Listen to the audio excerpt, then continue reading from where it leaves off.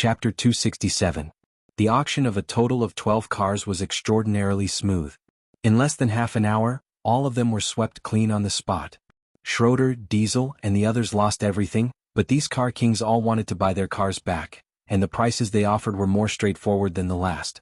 The rich and overbearing Frant even doubled the price of his car.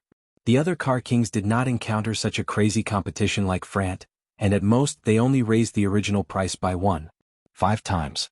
They bought their cars back on the one hand because they were all their favorite things, and on the other hand, they felt that this car had witnessed the birth of a generation's god of racing, and it had an extraordinary commemorative significance. In addition, Qin Guang's act of becoming a god also caused the price of the previous 3 cars to soar.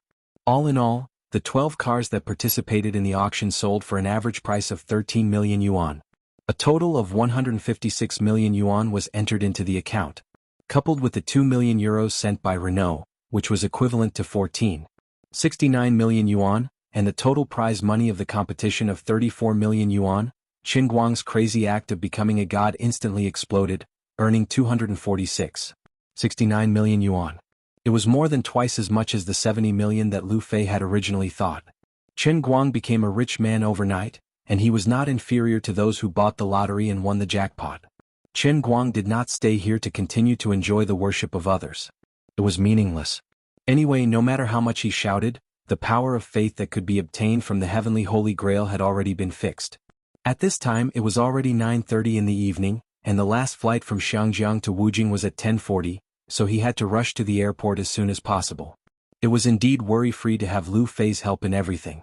Long before the start of the competition, she had found the person in charge of the Asia-Pacific region of the UBS Bank. When the competition ended and the auction began, Qin Guang's personal UBS account was completely settled.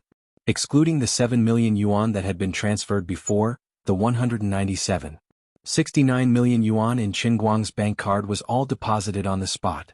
Qin Guang's hand trembled again, and he decisively transferred 10 million to Wang Qing, leaving only 187.69 million on the card. Even if he burned someone else's car into an iron shell, the insurance company wouldn't pay for it. Since the money in his hands was still warm, he wouldn't feel the heartache if he paid for it. It was better to return it quickly. In addition, UBS was known as the safest personal bank in the world, but Qin Guang always had a feeling that his money had been targeted by Lu Li. God knows what this emperor god was planning to do, and he felt completely insecure. Even the safest Swiss bank would not be able to deal with Azure's spying. Alas, when he thought of Lioli and looked down at the UBS black card in his hand, Qin Guang really couldn't feel happy at all. God bless me, don't let me lose all of my money. That's not right either. The heavens might not be as influential as Lioli. They might not be able to protect me, so I felt sorry for myself. If I remember correctly, when I'm using my phone, that woman can only watch videos, chat, and browse Weibo to read articles, right? That computer must have been freshly made by her using the power of faith. While talking to me, she's secretly playing with her computer. She's quite hardworking.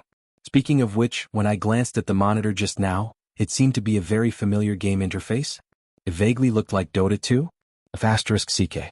This woman, she just made a computer and she's already using my phone's 4G to connect to Dota 2. I'm done for. A serious internet addict and a super addicted gamer wants to be my financial butler? My waist hurts so much. Forget it. Because of Lioli, the old man became a god and became a millionaire.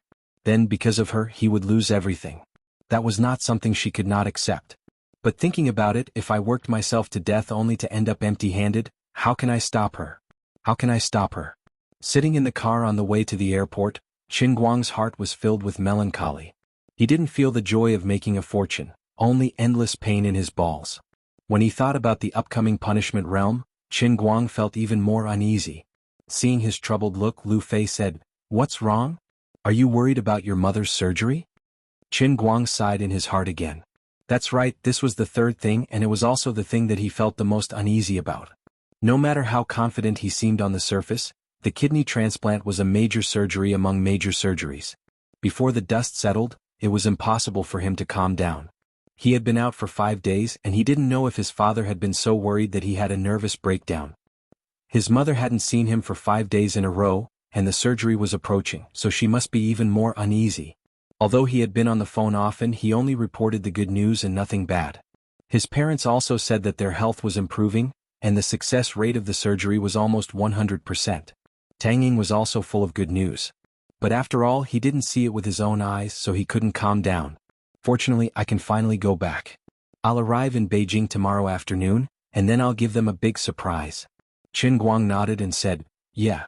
Lu Fei suddenly sighed and hugged him from the side. She said, don't put too much pressure on yourself, there's no point in worrying. You have to believe in the current medical technology. Since there's no problem with the kidney, the surgery has a high chance of success. I heard that you found the famous Professor Lu? Qin Guang nodded and said, that's him. Then it's in the bag. Come on, give me a smile. Lu Fei said as she held Qin Guang's face with both hands and forced him to look at her. Squeezing out a smile on Qin Guang's face, Lu Fei abruptly moved her face over and gave a peck on his lips. Shortly after, she let go and pointed at Qin Guang, who had a blushing face, and giggled. Originally, she planned to resolve the last regret in her heart today. However, it seemed like Qin Guang didn't really realize this. At the same time, it was obvious that he was most worried about his mother's condition. As the saying went, a mother worried about her son. At this moment, Qin Guang's family wasn't the only one worrying about him. He himself had flown a few thousand miles and changed his fate with his insane actions. At the same time, he also changed the fate of his family. Now that he had just escaped from the emotional turmoil, it was normal for him to worry about his mother, who was thousands of miles away. No matter how much money one had, it couldn't be compared to the life of one's parents. If money was gone, one could earn it back. If money couldn't be earned back, one could earn enough to spend.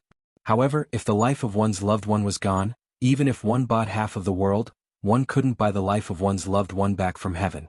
After laughing for a long time, Lu Fei hugged Qin Guang again and didn't say a word.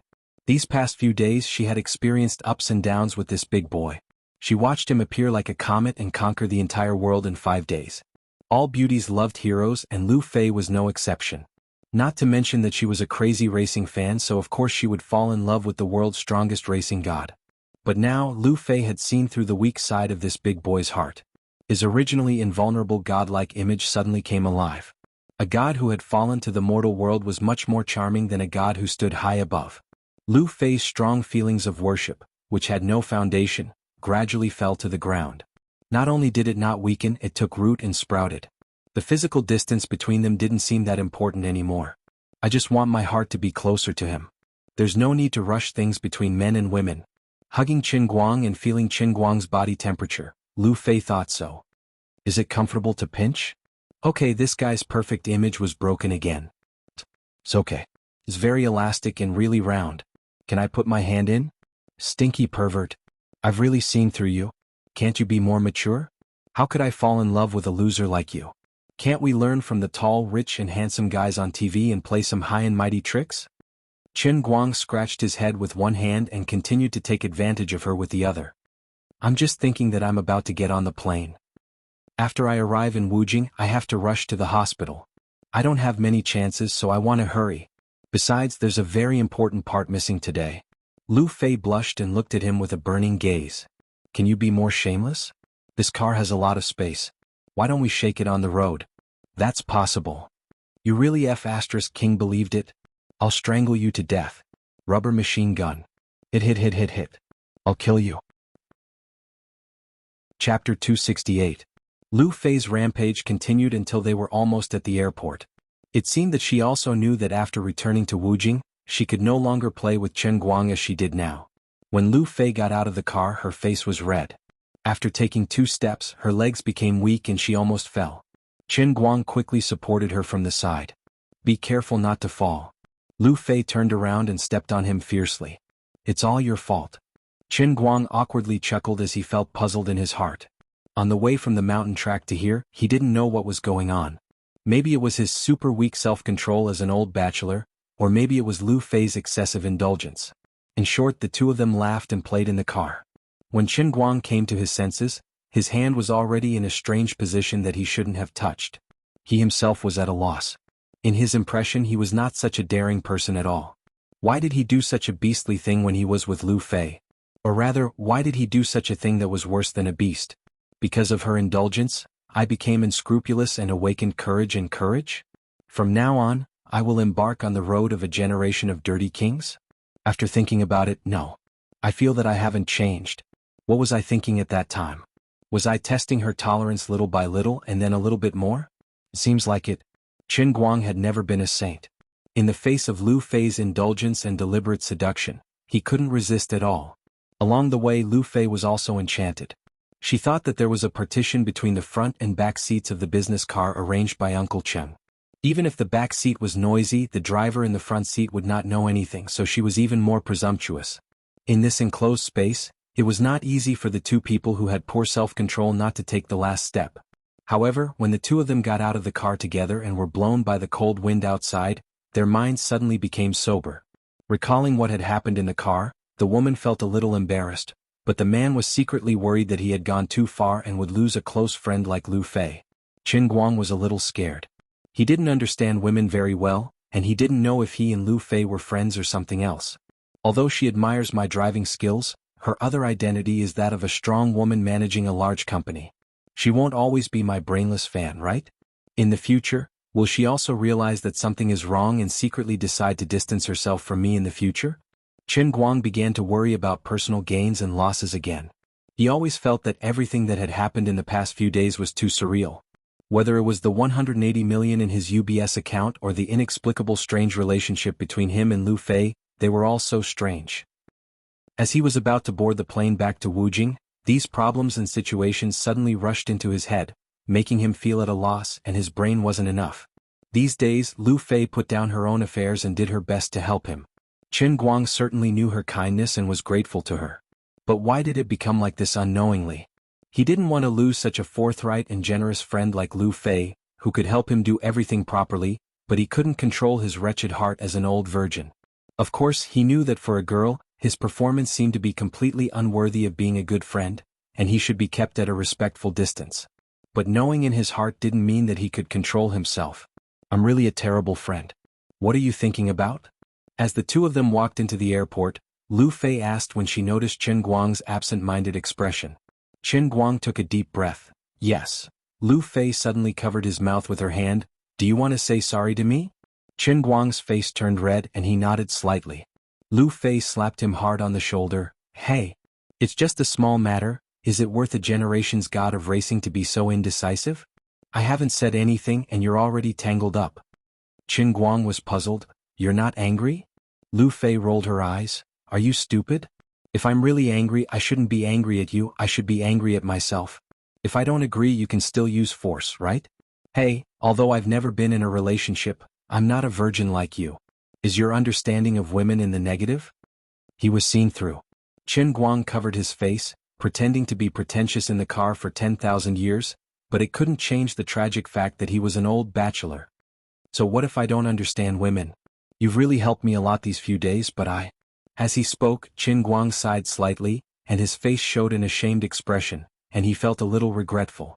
Lu Fei blinked at him and her eyes became brighter. Until now, she suddenly realized that this god of racing that she had always admired was actually a university student in his 20s, and he was younger than her by more than 4 years. Looks like my seducing him has left a shadow in his heart. No, I have to cure him. She patted Qin Guang's head again. What nonsense are you thinking about? Am I such a fussy person? I understand your mentality. I know you treat me as a real friend and you care about me a lot. You're afraid that I'll alienate you because of this, right? Qin Guang nodded. Yeah. You're looking down on me? If you weren't younger than me by more than 4 years, I would definitely be angry if you dared to think like this. However, seeing that you're still a little brother, I understand your thoughts. I'm also too lazy to promise you anything. Anyway, a little boy like you just likes to think nonsense. Even if I say it, you'll feel that it's hard to fathom a person's mind. Maybe if I say this today, I won't think the same tomorrow or something. You'll also think that if I say that the things that happened these few days are over, and we'll just be normal friends from now on, and that men and women shouldn't touch each other, you'll be disappointed again. It's not easy to find a great beauty that I can take advantage of, and she's gone just like that. My heart hurts. Lu Fei was indeed Lu Fei. Her words completely exposed Qin Guang's current mentality. Qin Guang's mouth was wide open, and he felt like he had been completely seen through. What the F***ck? Lu Fei suddenly laughed and she rocked back and forth with laughter. You're really cute and innocent. Why don't you think about what kind of person I am? Who can you deceive with your little tricks? She realized that she was liking this guy more and more. Qin Guang sighed. I feel so weak. I'm not a match for you at all. Chapter 269. Lu Fei shook her head. Let me tell you a piece of good news. I don't hate the weak you. Qin Guang was overjoyed. Doesn't that mean I can still? In your dreams. In the future, it won't be so easy for you to take advantage of me when I return to Wujing. But it's not like there's no chance at all. It depends on your performance. Well, it also depends on my mood. But if you really want to hit on me, I advise you to give up. I'm 4 years older than you. Also, don't think that you're very powerful with a net worth of 100 million. You're far from it. Of course, I plan to get married when I'm 35. While I'm still young, I can accompany you for a few more years. I'm telling you in advance, if I meet someone I like before, you'll have to accept your fate. Qin Guang began to curse in his heart. He cursed that Lu Fei would never meet a suitable man. Are you cursing me? Do you want to keep eating for free? *CK. I've been seen through again. Since you're so cute, I'll tell you a piece of news. What? Originally, I really wanted to let you eat tonight, but you insisted on going back to Wujing. Of course, I fully understand your feelings. So you see, I waited until I got on the plane to tell you this. I didn't want you to be in a dilemma. Look how considerate I am. Qin Guang punched his heart hard and said with a sad face, You might as well not tell me at all. That's more considerate. Finally, the plane took off with a bang, bringing the heartbroken Qin Guang to Wujing City. On the other side, an entire hour had passed. Lin Jingwei and the others who stayed in front of the computer still couldn't calm down. Under everyone's request, Lin Jingwei pressed the replay button again and again. On the computer screen, the scene of the Mat GTR speeding away was replayed again and again. They had seen it 5 or 6 times, but every time it was replayed, everyone's heart would be in their throat. His speed was too fast, as if he would smash into the edge of the road at any moment. Finally, Gaoya grabbed the mouse and pressed the pause button. Okay, I'm done. If I keep watching this madman's competition, Lil Sun's brain is going to be deprived of blood. Zhuo Jingxi, who was at the side, supported Sun Xiaoxuan's limp body. She thought about how Gaoya, a sharp girl, would often mention Sun Xiaoxuan's feelings for Qin Guang in front of her. Zhuo Jingxi sighed slightly. In the end, her student still noticed something was amiss. Zhuo Jingxi looked at the computer monitor again. In the paused image, there was only a black shadow in the driver's seat of the Mat GTR.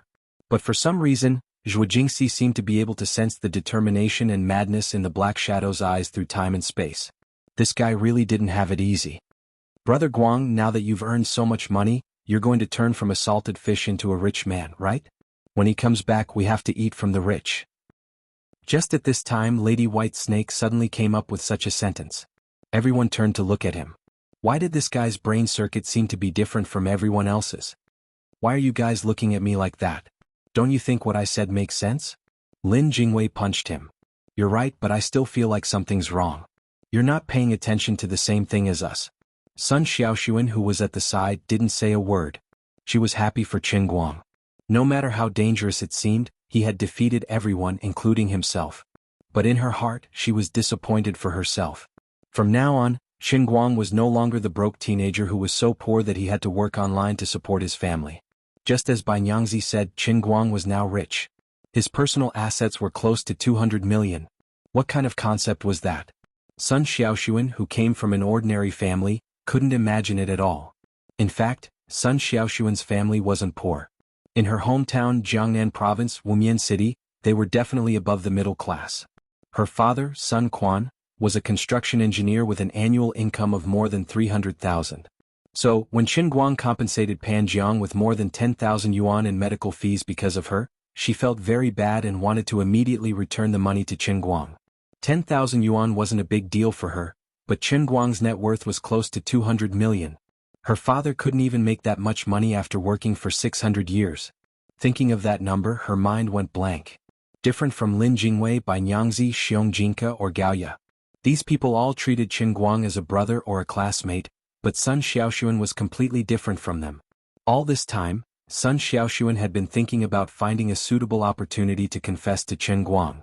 Then, after graduation, she could stay with him in Wujing. If he was willing, she could also let him go to Wumian City with her. Then, her family could find some connections to get them a job in the environmental protection system of Wumian City. Then they could get married and have children together. Slowly they could raise their children and grow old together. Slowly they could watch their children grow up, get married and have children. Then, they could help their children take care of their grandchildren. She hoped that she could live healthily until she was 80 or 90 years old, so that she could take care of him when he was too old to walk and needed someone to take care of him. What's more, he didn't want to grow old before him because if he died first, he would become an old man and live alone in the world. From the moment she fell in love with Chen Guang, Sun Xiaoxuan's belief had been firm. She just couldn't muster up the courage to confess, so she was waiting for the right opportunity. But why did he suddenly become a rich man of 200 million yuan? Sun Xiaoxuan was still in a daze until Gaoya walked with her back to the girls' dorm. Xiaoxuan, what's wrong? Aren't you happy that Chen Guang won? Gaoya noticed her abnormality and poked Sun Xiaoxuan's shoulder. Sun Xiaoxuan took a deep breath and said, Gaoya, am I not good enough for Chen Guang? Gaoya was stunned and said, What's wrong with you, little girl? You're so pretty. How can you not be good enough for him? Sun Xiaoxuan shook her head. The lady in the leather suit who helped him auction the car is also beautiful. Her figure is much better than mine. I'm thin and short and she's tall and full. That sister can still help him, but I can't help him at all. Gaoya grabbed her and said, If you don't make things clear today, I can't let you go back to the dorm. I know you like him, but you can't put yourself too low. Chen Guang is good, but you're not bad either, right? You're not thin and short. You're small and cute, okay? How are you worse than that lady in the leather suit? It's just a completely different style. You don't know how many people in our class have a crush on you. Do you think Pan Jiang is the only one? It's just that the others know they can't compete with Chen Guang, so they keep it to themselves. But Sun Xiaoxuan was a little shaky. Chapter 270. Gaoya rolled her eyes again. I know what you're trying to say. But now that Chen Guang has suddenly become so rich, you're under pressure. You used to think that you could help him with your circumstances, but now you can't help him at all. You're going to be a burden, so you're starting to feel inferior and feel sorry for yourself, right? Sun Xiaoxuan turned her head away slightly and nodded lightly. Gaoya had seen through her. That's why I said you're silly. Think about it. When Chen Guang was so poor that he had to freeload off others, did you look down on him? No. Then what do you like about him? Sun Xiaoxuan thought about it and wanted to say something, but she couldn't. I don't know. I just like him. That's right. You like him for who he is. It doesn't matter if he's rich or poor. From another perspective, Chen Guang isn't completely uninterested in you, right? You can't have no confidence in yourself, can you? Sun Xiaoxuan thought about it again and blushed. He probably likes me a little too. Gaoya shrugged. That's it. Since you like him so much, can you have some confidence in Chen Guang? As long as you like each other, it doesn't matter how much money he has. When a man and a woman are together, it's about feelings, not money. As long as they really like each other, money doesn't matter. There's no such thing as being worthy or not. If Chen Guang really becomes a different person because he's rich and doesn't like you anymore, do you really need to like that kind of person? Is there a need to keep thinking about her? Are you in a hurry to stick your warm face to a cold butt? Sun Xiaoxuan's eyes lit up. Gaoya pushed her and said, All right, go to sleep. I don't even know how much you like him. You've been privately voted the prettiest girl in our school. Have some confidence. You're not even afraid of that one and you're afraid of losing to someone else? Losing to me? The money I lost to Chen Guang? Sun Xiaoxuan nodded heavily. Yes. Thank you, Gaoya. What are you thanking me for? Isn't that what best friends do? Gaoya put an arm around her shoulders. What about Lin Jingwei and you? Gaoya pouted. We'll think about it when he becomes more manly. Shaolin is going to be infected by Nyangzi and turn into Lin Pingji. You know Lin Pingji, right? It was the one in the smiling, proud wanderer who practiced the sunflower manual. Oh no, the Bixia swordplay manual. Pure sissy 24K. Don't talk about him like that. I think he's sincere to you. The two of them whispered to each other as they went upstairs. On the other side, Zhuo Jingxi was lying on the bed, tossing and turning. But in the end, she didn't have the meticulous thoughts of a little girl like Sun Xiaoxuan. She could only laugh at herself inwardly. What am I thinking? I'm a few years older than him and I'm his teacher. How is that possible? He helped me not because he had any feelings for me but because he saw me as a friend, out of a sense of justice. How can I be so dirty and make him look down on me for no reason? If it was in the past, it would have been better. But now that he's so rich, if I were to steal young grass, I would definitely become a laughing stock. I shouldn't think about all these things anymore. I should focus on my own matters first. I haven't even gotten rid of my own troubles, so what right do I have to think about these meaningless things? On the other side of Gokyo University, Wenwen was still sitting cross-legged on the rooftop of the dormitory. Second uncle Wen appeared behind her like a ghost. Qin Guang won. Wen didn't open her eyes. She only responded, "Oh. Okay, I got it. Don't you want to know how he won? I think there's something fishy going on." Second uncle Wen said in surprise. He thought that Wen would stop her cultivation and stand up to ask for details. Wen still didn't open her eyes. "I don't want to know how he won and I don't need to know. It's meaningless. I understand why you guys are suspicious of him. In fact, I don't understand the changes that happened to him. But that's not important. For me, Qin Guang is Qin Guang. The pauper Qin Guang, the racing god Qin Guang, and the very capable Qin Guang are all Qin Guang. From the day I met him, he has always been an ordinary Qin Guang. I believe in my eyes and heart. I won't believe in your random guesses. Second uncle, don't disturb my cultivation. Let's go." Second uncle Wen's expression stagnated. Wen's anger seemed to faintly drive the air around her to become heavy. He helplessly shook his head and gradually disappeared. After second uncle left for a long time, Wen slowly opened her eyes. Looking at the sky in the direction of Xiangjiang, she muttered to herself, "You've become even more powerful? That's good. Maybe one day you'll be able to make everyone unable to ignore you. What the hell did you do behind my back? Sooner or later you'll have to confess to me. When this lady can't hold it in anymore, it'll be the time when you enjoy the Manchurian Qing's 10 great tortures." Qin Guang didn't know how many people in Wujing City were having sleepless nights because of his magnificent feat at this time. He was sleeping soundly with his head touching Lu Fei's head. Before falling asleep, he opened his eyes and looked at Lu Fei's head for a long time. He wanted to find some traces of the power of faith that was as thick as a thigh. Thinking about it carefully, a white thread as big as her head, no, it should be called a pillar of qi. It was connected to the cup in front of him. It was really terrifying. But why couldn't he find it? Why couldn't he see it? "Why do you keep looking at my head?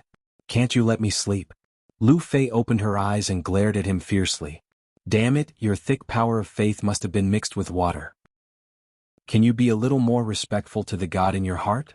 Dawdle again. I'll strangle you to death."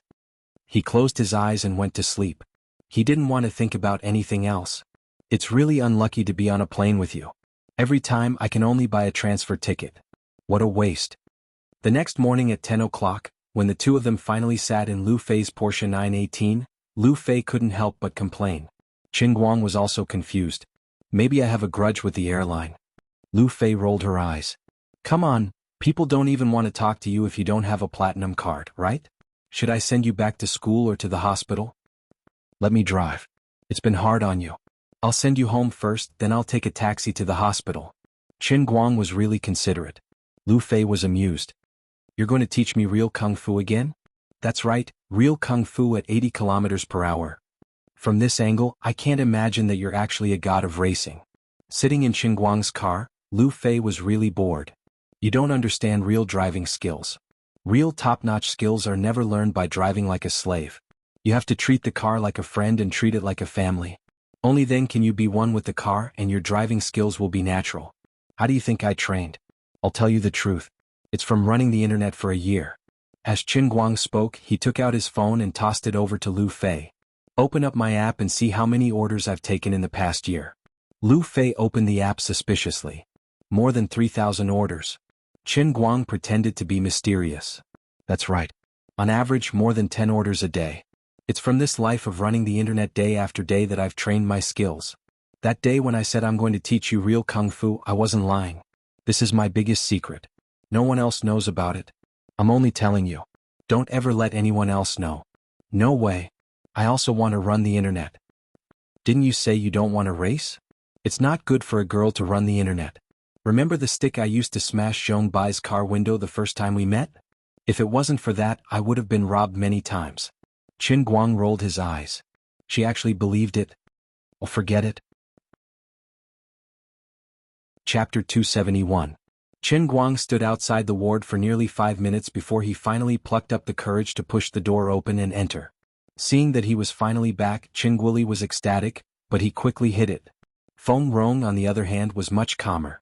She looked at him cheerfully and said, "Xiao Guang, did you say thank you to your dad's comrade? I'm really sorry that you keep bothering him like this." Qin Guang replied, "It's all right.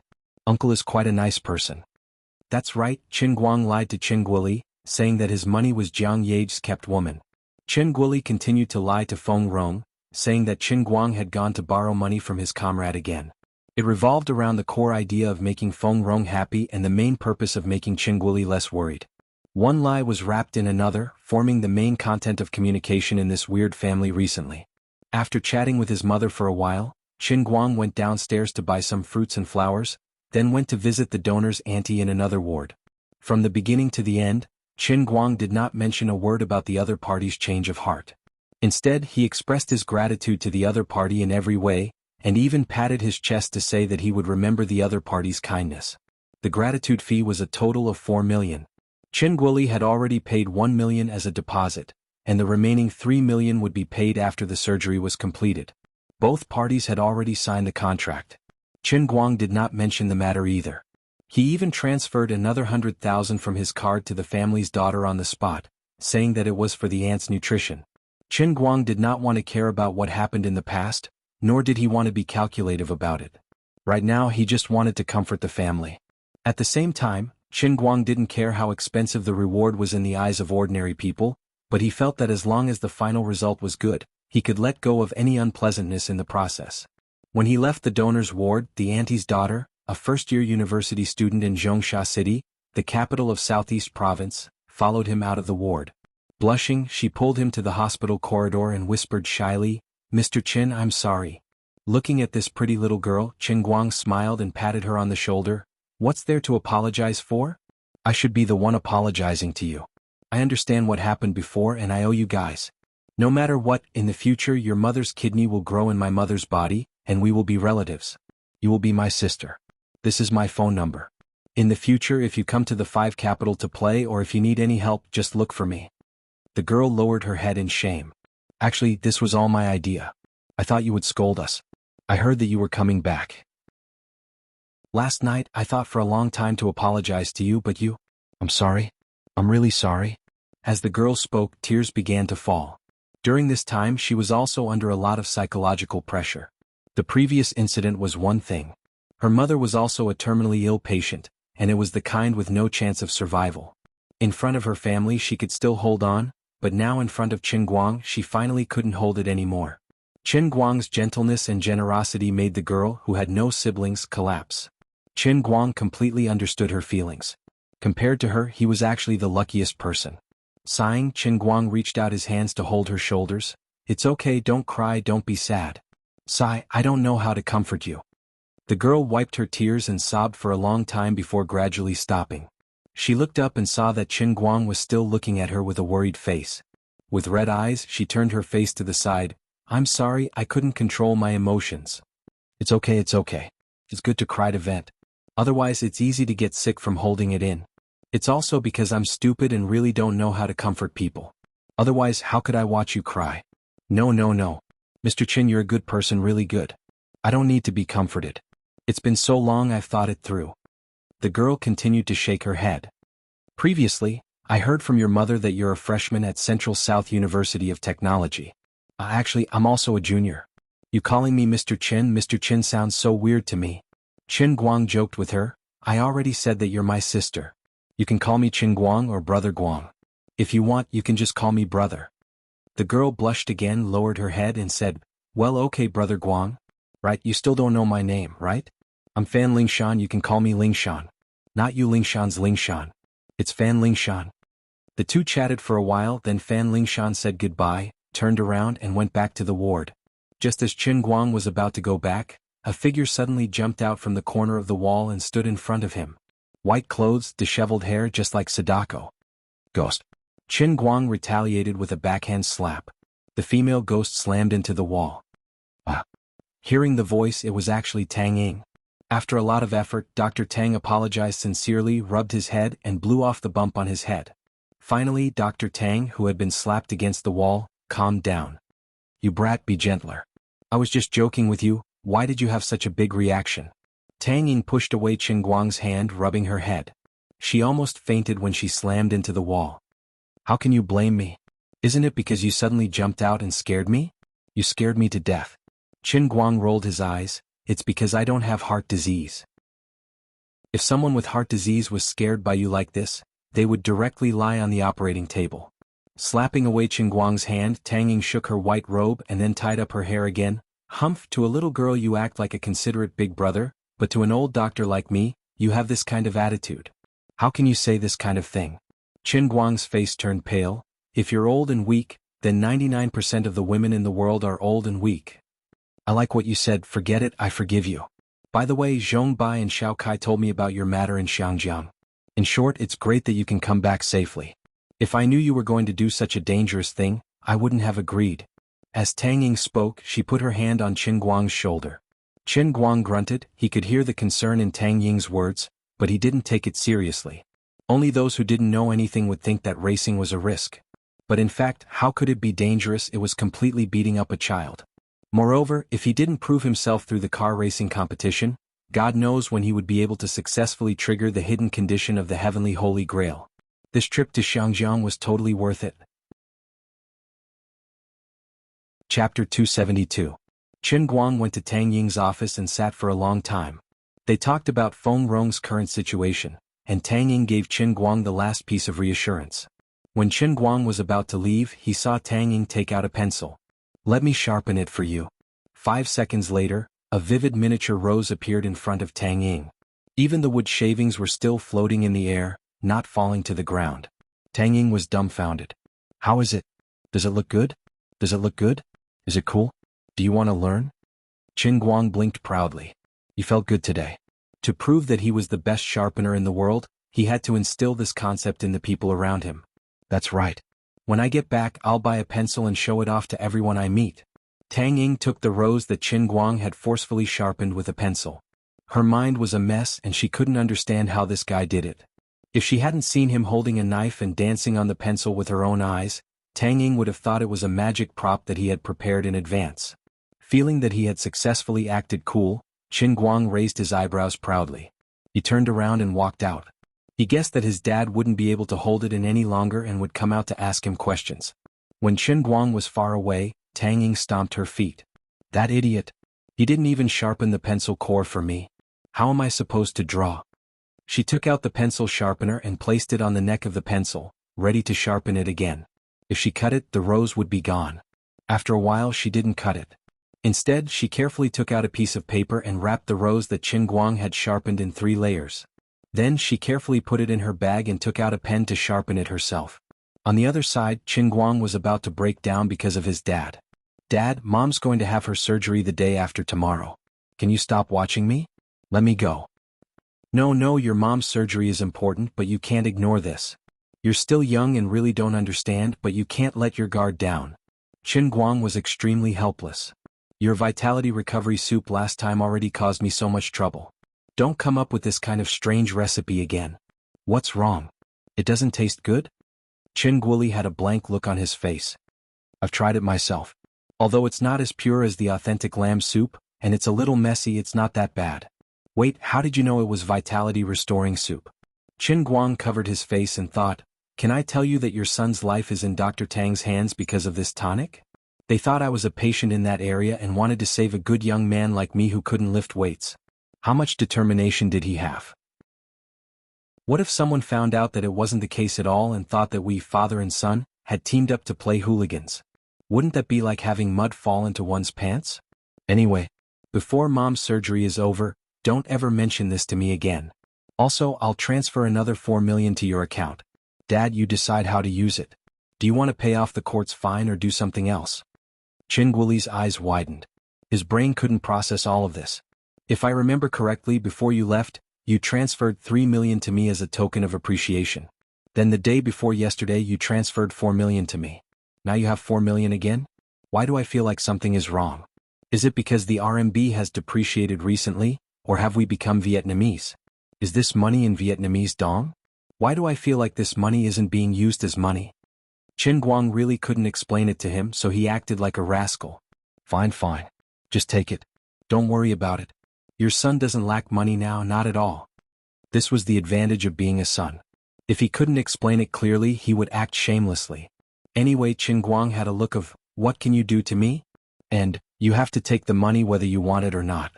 In the end, Qingguoli still accepted the money. Qingguang initially thought that his father would deal with the matter with the court, but he never expected that his father would suddenly show a complicated expression and shake his head. "Let's not return the money to the court for now. Let's just stay here." Qin Guang didn't understand. Qin Guoli didn't explain to him. "Anyway, you won't understand even if I explain it. You don't have to worry about the family anymore. Although I don't know what you plan to do, you've already done enough. Really, it's enough. Zai Jiangyage is also not bad. Don't worry too much about those scandals in the celebrity circle. If you really love her, your dad will support you. But a man can't always rely on a woman. You've already grown up. Even if you haven't graduated from university, you should think about your career." Qin Guang roughly guessed what his father was hesitating about. Just as he thought before, there must be something fishy about the food poisoning at the hot pot restaurant. "Dad, I've asked you many times before. You always said that those customers got food poisoning because you bought expired ingredients. This time you can't hide it from me anymore, right?" Qin Guang frowned and finally asked this question. Qin Guoli was silent for a moment and nodded slightly. "There is a problem. All the ingredients were personally picked by me. It's impossible for anything to go wrong. But this matter is really not simple. I've asked a lot of people in private, but they couldn't find out who was trying to frame me. By the way, don't blame Uncle Liao who made the judgment. He didn't hit me when I was down. If it wasn't for him, I might have to go to jail. He was also the one who suggested the bankruptcy. Anyway, I'll just wait for 10 or 20 years. As long as I don't have any assets under my name, no one can do anything to our family." Qin Guang nodded. He didn't object to Qin Guoli's idea, but he felt a headache. His father had been doing business in his hometown for many years, and he was considered a friend. If he couldn't find any clues in the county, how could Lu Zhou investigate? Forget it, there will always be a way out. I'll find a suitable time to go back to the county and try. In the past, Qin Guang didn't believe in this so-called chicken soup for the elderly. But this time he really believed it. The next day, when he heard that Professor Lu suddenly fell ill, he was completely dumbfounded. Although he had always liked to look for Tang Ying whenever he needed help, it was more because he and Tang Ying were of the same age. Their relationship was not the same as that of ordinary family members of patients and doctors. They could be considered as sincere friends. However, Qin Guang and Professor Lu still met from time to time. Even though this old professor had a lot of patients under his name, and he wasn't as friendly as Tang Ying, the old man's medical skills were not compromised. He was always able to hit the nail on the head. This included the treatment plan for Feng Rong. Even though Tang Ying was the one who proposed it, the final decision was always made by Professor Lu. The old man wasn't the person in charge of the treatment group, but he was also responsible. But man proposes, God disposes. Just as the operation was about to begin, the original chief surgeon unexpectedly fell ill. Chapter 273. Sitting in Tang Ying's office, Qin Guang didn't smoke. Otherwise he would have gone to a corner and smoked like a smoker. Tang Ying was busy outside. Professor Lu's sudden illness didn't only affect Feng Rong's surgery, but several other high-ranking patients were also transferred to Tang Ying's name. During her time as Professor Lu's assistant in Feng Rong's treatment group, Tang Ying had completely proven her ability.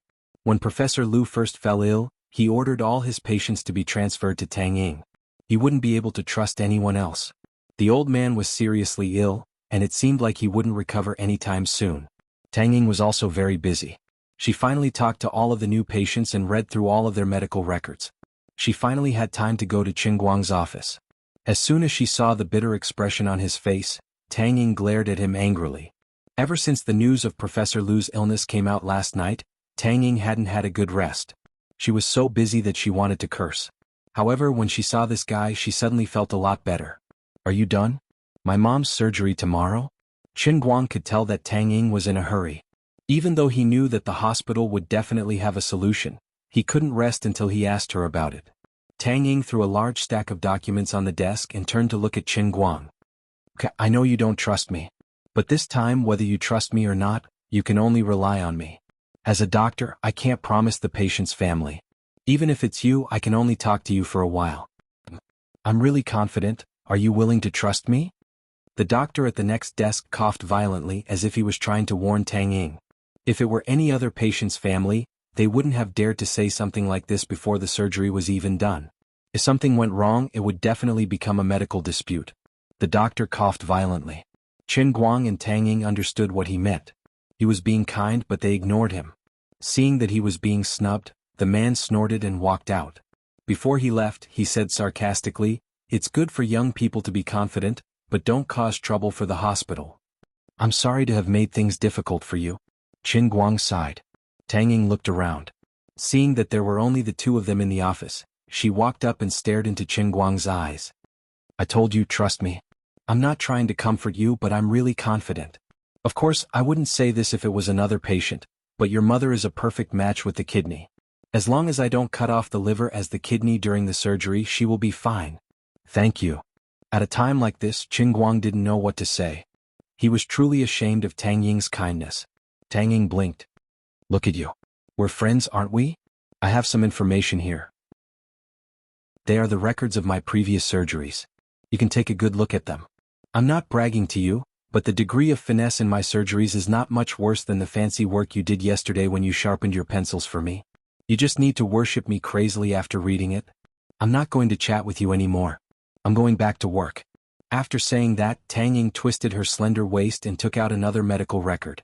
She walked to the door of the office and called a nurse over. Sometimes, Qin Guang really admired these doctors, especially Tang Ying, who was in charge of many patients in the inpatient department. He couldn't understand how these doctors' brains worked. How could they know so many patients' conditions like the back of their hands? How could they come up with a solution just like that? Today, Qin Guang returned to school to take his final exam. He didn't want to participate at first, but he accidentally blurted it out in front of his mother, so he was forced to go back. He didn't expect to come back today. He didn't have time to study for this class and he skipped a lot of classes. He didn't even finish half of the papers before they were collected. It seemed that he couldn't escape the fate of failing the exam this time. Qin Guang rested his chin on his hand and turned to look at Lin Jingwei and the others, who were checking their answers. He didn't want to talk to them at all. When he came back last night, these three grandsons had already lined up the names of the restaurants he was going to treat them to, from the east to the west, from now until graduation. It was as if they wouldn't stop until the rich were poor. The dormitory even gave Qin Guang a nickname in private, the man who made 200 million in one night. No matter how he heard it, it didn't sound right. The surgery was tomorrow morning, so he didn't plan to go back to the dormitory tonight. He wanted to stay in a hotel outside the hospital. Just as he was about to get up and leave the classroom, Lin Jingwei and the others suddenly came up to him. The only people who knew that Qin Guang's mother was going to have surgery tomorrow were the three grandsons, Sun Xiaoxuan and Gao Ye. They were all here. Everyone knew that Qin Guang was a little absent-minded at this time, so they didn't say much and just gave their blessings. Qin Guang only said thank you for everyone's blessings. He didn't say anything else and prepared to go to the parking lot. The more critical the last moment, the more his heart couldn't calm down. The blessings from others could at most comfort him mentally. Qin Guang didn't even have the mood to let Lin Jingwei and the others accompany him. Lin Jingwei and the others wanted to follow, but Qin Guang refused. There was no need for that. Not many people in the hospital could condense telekinesis to protect the surgery and make it go smoothly. Everything should be left to the illusory fate. Since he had touched the bell of fate for his mother's illness, everything would go smoothly in the end, right? As he walked downstairs, Qin Guang comforted himself in his heart. "Qin Guang, wait." Suddenly, Sun Xiaoxuan's voice came from behind him. Qin Guang turned around and saw her running down the stairs alone. Before Qin Guang could say anything, Sun Xiaoxuan grabbed his hand and pulled him forward. "I heard from Lin Jingwei that you plan to stay outside the hospital tonight?" Qin Guang nodded. "The surgery is at 9 a.m. tomorrow, so I might have to get up at 6 or 7 a.m. to work. I'm afraid I won't be able to get there in time if I go from school. Although I don't know if I can help, I want to go with you, okay?" Although she sounded like she was asking for his permission, Sun Xiaoxuan was actually squeezing her hand tightly. The conversation she had with Gao Ye 2 nights ago had given her a lot of courage. Today she finally put it into practice. Qin Guang didn't understand what Sun Xiaoxuan meant. "I'm the class monitor of the environmental sciences. I have the responsibility and obligation to care about the physical and mental health of my classmates. I can't let you handle such a big thing alone. You have to learn how to find someone to share your burden." Sun Xiaoxuan suddenly shouted at the top of her lungs in the stairwell. Passers-by looked at her with puzzled eyes, which made her blush. However, she stared at Qin Guang without blinking. "Okay." In the end, Qin Guang gave in to her persistence and agreed to go to the hospital with her. He was indeed convinced by her identity as the class monitor. Sun Xiaoxuan did help a lot. The preparation before the surgery was more complicated than expected. Qin Guang and Qin Guoli were both busy in the hospital. Sun Xiaoxuan took the initiative to help buy food and help Feng Rong with towels. These were simple but tedious tasks. When Qin Guang and Qin Guili were too busy, she could sit by Feng Rong's bed and take care of her at all times. Feng Rong's mental state wasn't very good because she had used the immune suppressant in advance. She was already in a daze and was about to fall asleep. When she opened her eyes, she vaguely saw a rather obedient girl sitting in front of her. She asked weakly, "Is this little Guang's girlfriend?" Sun Xiaoxuan, who was sitting by the bed, blushed and said in a voice even lower than Feng Rong's, "Yes." When she finished, she turned to look at Feng Rong, but she was already asleep. Sun Xiaoxuan playfully stuck out her tongue. She didn't know if Auntie Feng heard her. She felt a little sweet and a little nervous. Chapter 274. When they finally finished, it was already 11 o'clock at night. The treatment group's work wasn't finished yet, but it was no longer something that Qin Guang could meddle in. Although Qin Guang didn't want to leave, Qin Guili still pushed Qin Guang and Sun Xiaoxuan out. "Young people are still growing, so I don't need your help here. Go and rest early. Qin Guang, you have to get up early tomorrow morning," Qin Guili said as he pushed them away. Looking at his dad's weird expression, Qin Guang knew that he had something to hide. But Qin Guili didn't give him a chance to defend himself. He quickly closed the door of the ward, leaving the two of them in the empty hospital corridor. Qin Guang awkwardly glanced at Sun Xiaoxuan. Just when he wanted to apologize, he saw the girl lowering her head with her face blushing. She was looking at the floor with a bashful expression. "Hey, it's not as simple as you think. I lied to my dad. I was Jiang Ye's mistress. Now that he has this kind of misunderstanding, doesn't it mean that I haven't eaten a single piece of meat, and in my dad's heart, I've become a two-timer? What the F***ck? What kind of injustice is this? Besides, Dad, don't you feel ashamed? You raised a son like Qin Shimi, don't you feel ashamed? You just pushed me out in such a hurry?" Qin Guang felt that his whole body was about to collapse. He walked out of the hospital with Sun Xiaoxuan. Not long after, his phone rang. He picked it up and saw that it was from his dad. Based on the principle of prevention, Qin Guang quietly turned his phone away when he read the message, so that Sun Xiaoxuan wouldn't see it. "This little girl is not bad. She's living a good life. Cherish her. You can make your own judgment on your own. But in my humble opinion, although a glamorous life is good, it's not as good as a simple life of cooking. A person's life is long. Finding someone suitable for living a stable life is a long-term solution."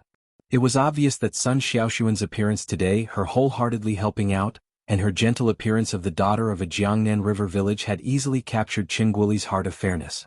However, in Qin Guili's heart, Qin Guang had indeed received a lot of benefits from Jiang Ye, so he couldn't say anything too harsh. He simply expressed his stance and hoped that Qin Guang could handle the relationship on his own. He subtly pointed out that perhaps the celebrity was just playing with him. Qin Guang was really confused, but he couldn't explain it. "What's wrong with you?" Sun Xiaoxuan asked in a low voice. Under the cover of the night, her face was also very red. If they were just classmates, why would a girl accompany another boy to take care of his sick mother in the hospital in the middle of the night? From the moment she decided to come here, Sun Xiaoxuan had already made up her mind to purposely leave such a misunderstanding for Qin Guang's parents. Although she was always timid like a little girl in front of Qin Guang, as the class monitor for more than 3 years, she handled the class affairs in an orderly manner. She was very scheming. It's nothing. It's getting late and I forgot to book a room at the hotel. The hotels near the hospital are very popular, so I don't want to run out of places to stay." About half an hour later, Qin Guang couldn't help but want to sew up his mouth. The two of them went to 7 or 8 seemingly good hotels near the hospital one after another, and all of them were unexpectedly full. However, some small hotels in the alleys were very enthusiastic and came up to them, saying that they still had vacant rooms. However, when Qin Guang and Sun Xiaoxuan saw the moral character of these small hotels and the gloomy atmosphere in the alleys, they were somewhat deterred. The two of them mustered up their courage and barged into one of the hotels. The heavily made-up proprietress enthusiastically pulled the two of them up to the second floor. The proprietress pushed Qin Guang up with her overly large breasts, while Qin Guang strenuously protected Sun Xiaoxuan. The stairs to the second floor were so narrow that it seemed like a mouse had built it. "I'm not bragging, but my Red Apricot Hotel is the thumbs up in this entire street." As the proprietress spoke, she forcefully lifted the wooden door with her hands. Finally, the key didn't break in the lock. A pile of cement or ash fell out of the door frame. The proprietress thought it was a facial mask and wiped it on her face with a smile. Less than 10 seconds after entering the door, Qin Guang was shaken back by the thick sour smell of the small hotel's bedding. He didn't care, but how could he let a delicate little girl like Sun Xiaoxuan stay in a place like this? Besides, Qin Guang planned to get 2 rooms so that he could sleep peacefully until tomorrow morning. But Sun Xiaoxuan couldn't. This place wasn't safe. Just by looking at the thin wooden door and the most old-fashioned oval lock, this place was uninhabitable. Hey, don't go. We've already opened the door for you. You can't go. The two of them fled in panic under the pursuit of the proprietress. It wasn't easy for them to escape from the claws of the proprietress. When they came back to their senses, they discovered that they were holding each other's hands and were gasping for breath from running. Looking at each other's battered and exhausted appearance, the two of them pointed at each other and burst into laughter. After searching for another 20 minutes, they finally found a decent-looking business hotel. However, there was a new problem. It said that there was only a standard room with 2 single beds. Then, Qin Guang would have to sleep in the same room as Sun Xiaoxuan. Although Qin Guang felt that this wasn't right, he had no other choice. It was almost 12:30 p.m. Sun Xiaoxuan seemed to be very sleepy due to her regular biological clock. She couldn't even keep her eyes open. Hearing that there was only one room, she didn't seem to care. She only said, "I'm fine. I'm sleepy. I want to sleep." Then she didn't move again. She looked like her brain had completely shut down. At first, the hotel manager didn't want to let Qin Guang and Sun Xiaoxuan stay. After all, there was only one room and they were both young. It wasn't until Qin Guang took out his UBS black gold card that the hotel manager, who knew a little bit about business, stopped pestering them about whether they were husband and wife and let them go. The UBS card was relatively rare. Although it wasn't the highest level card worth 10 billion gold, it wasn't something that ordinary people could get their hands on. Because it was directly linked to the UBS, it was even rarer than the American Express Centurion Black Card that was represented by financial institutions such as ICBC and China Merchants Bank. Qin Guang's 180 million in cash was like a huge fortune in the eyes of ordinary people. However, in front of a huge banking institution like the UBS, it was indeed not enough. The fact that he was able to get this card so easily was actually a great deal of face for Lu Fei and Uncle Cheng. Inviting the person in charge of the UBS Asia-Pacific region was so smooth.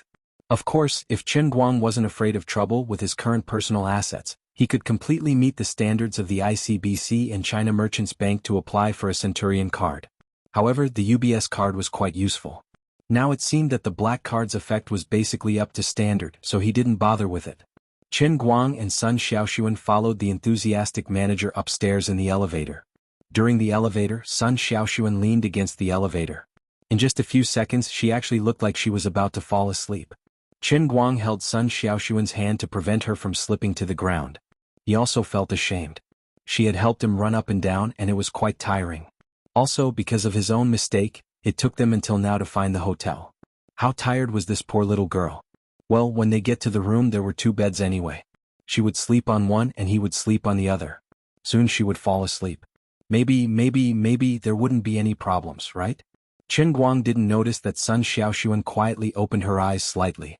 The eyes that penetrated through the gaps didn't look like she was about to fall asleep, but were clearly shining. Chapter 275. F***CK. Manager, are you kidding me? Where's the standard room with 2 single beds? Why is there a double bed here?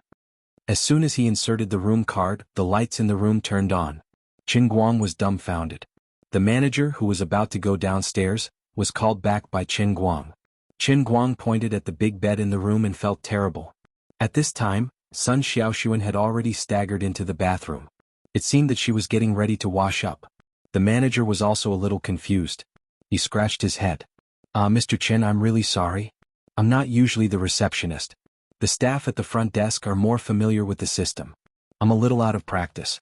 I must have seen wrongly, but we really only have one room in the hotel. How about you make do with it tonight? Qin Guang wanted to strangle Sun Xiaoxuan to death. The bed was large enough for him and Sun Xiaoxuan to sleep on 2 sides, but Qin Guang wanted to strangle Sun Xiaoxuan to death. However, 1 bed and 2 beds were completely different. If he had known that the standard room was a double bed, he would never have come up like this. The manager smiled apologetically. I'm sorry. I'm really sorry. On the other side, Sun Xiaoxuan didn't seem to notice what Qin Guang and the manager were talking about. She had already closed the bathroom door in a daze. From the sound, it seemed that she had turned on the water heater and was ready to take a shower. Qin Guang felt a headache coming on. He looked at the manager helplessly. He really couldn't blame him. In fact, the manager had already helped him a lot today. Strictly speaking, he and Sun Xiaoxuan weren't husband and wife, so the manager could have refused to stay. He heard that the hotel industry had recently been very strict in some aspects. From time to time there would be a sweep. The manager had taken a risk by letting people in. Forget it. That's it. Sorry to trouble you, manager. Qin Guang shook his head helplessly and let the manager go. After locking the door, Qin Guang sat on the big bed with a pained expression. In the bathroom, Sun Xiaoxuan desperately splashed cold water on her face. Half of her drowsy look was fake and the other half was real. She usually slept at 10:30 a.m., but she was still awake today because of this special situation. Before this, she didn't expect that she would stay in the same room as Qin Guang. She was caught off guard and hadn't completely recovered from the moment she went upstairs from the lobby of the hotel. Her mind was in a mess. She seemed to be expecting something but also afraid of something. She was completely confused, so she simply pretended to be sleepy and didn't care about anything else. She didn't want to embarrass herself and didn't want Qin Guang to ask her for advice. She was worried that if Qin Guang really asked her what she should do, would she agree immediately? Or should he reluctantly refuse? If I agreed immediately, would he think that I was being too casual? If she rejected him, wouldn't it seem like she didn't trust him? What a headache. So I'll pretend to be asleep. It wasn't until he locked himself in the bathroom and washed his face with cold water to refresh himself that Sun Xiaoxuan could finally think about this matter a little more clearly. There was a voice in his head that sounded like a little devil. Sun Xiaoxuan, this is the best opportunity you've been waiting for. With Qin Guang's personality, if you really gave your body to him today, he wouldn't be a heartless man. But another angel-like voice said, Sun Xiaoxuan, you can't do this. You haven't even fallen in love with him yet. How can you do such a crazy thing? This is irresponsible to yourself, and it is also irresponsible to Qin Guang. The devil spoke again. As long as there is true love, how can there be such a thing as irresponsibility? Does every first love in this world hold hands and walk to the end? Isn't being crazy about love something that young people like you should do the most? Don't worry about the future. God knows what the future will be like. Just hold on to the present tightly. If you don't hold the present tightly, how can you win the future? There are so many competitors, how can you compete with them? The angel-like voice retorted, if you hold the present tightly, you will lose the future. Qin Guang had just made a fortune, and you took the initiative to throw yourself into his arms. What will he think of you? He will think of you as a woman who doesn't have any self-respect for money, even if this is your first time. Once this image is formed in his mind, you will never be able to get his true love in this life. You can only progress step by step. She fiercely splashed cold water on her face again. The cold water droplets slid down her delicate cheeks. Sun Xiaoxuan shook her head fiercely and gradually became clear-headed. She was frightened by the words of the angel in her heart. She wasn't afraid of anything, but she was afraid that Qin Guang would misunderstand her. The halo formed by the 200 million cash on Qin Guang's body was too dazzling. As a girl from an ordinary family, it was impossible for her to turn a blind eye to it. The more she didn't care about money, the more she couldn't ignore the potential damage that money could cause to a relationship. Thinking of this, her unusually excited and uncontrollable mood gradually calmed down. She took off her clothes and planned to take a shower first before thinking about it. Even if she couldn't make up her mind, she couldn't stay in the bathroom until tomorrow morning, right? She applied the shower gel on her body and rubbed it in front of the mirror. Looking at her relatively petite but curvaceous figure in the mirror, Sun Xiaoxuan suddenly froze. Wait, I seem to have made a mistake. It seems like this kind of thing shouldn't be something that a girl like me should think about. I'm a girl sleeping in the same bed with him. If he really wants to do something, then wouldn't it just happen? Of course, with Qin Guang's personality, especially with Andy Feng's big surgery tomorrow, Qin Guang most likely wouldn't have that kind of thought. The probability of that happening was less than 1%, but it was at least 1%.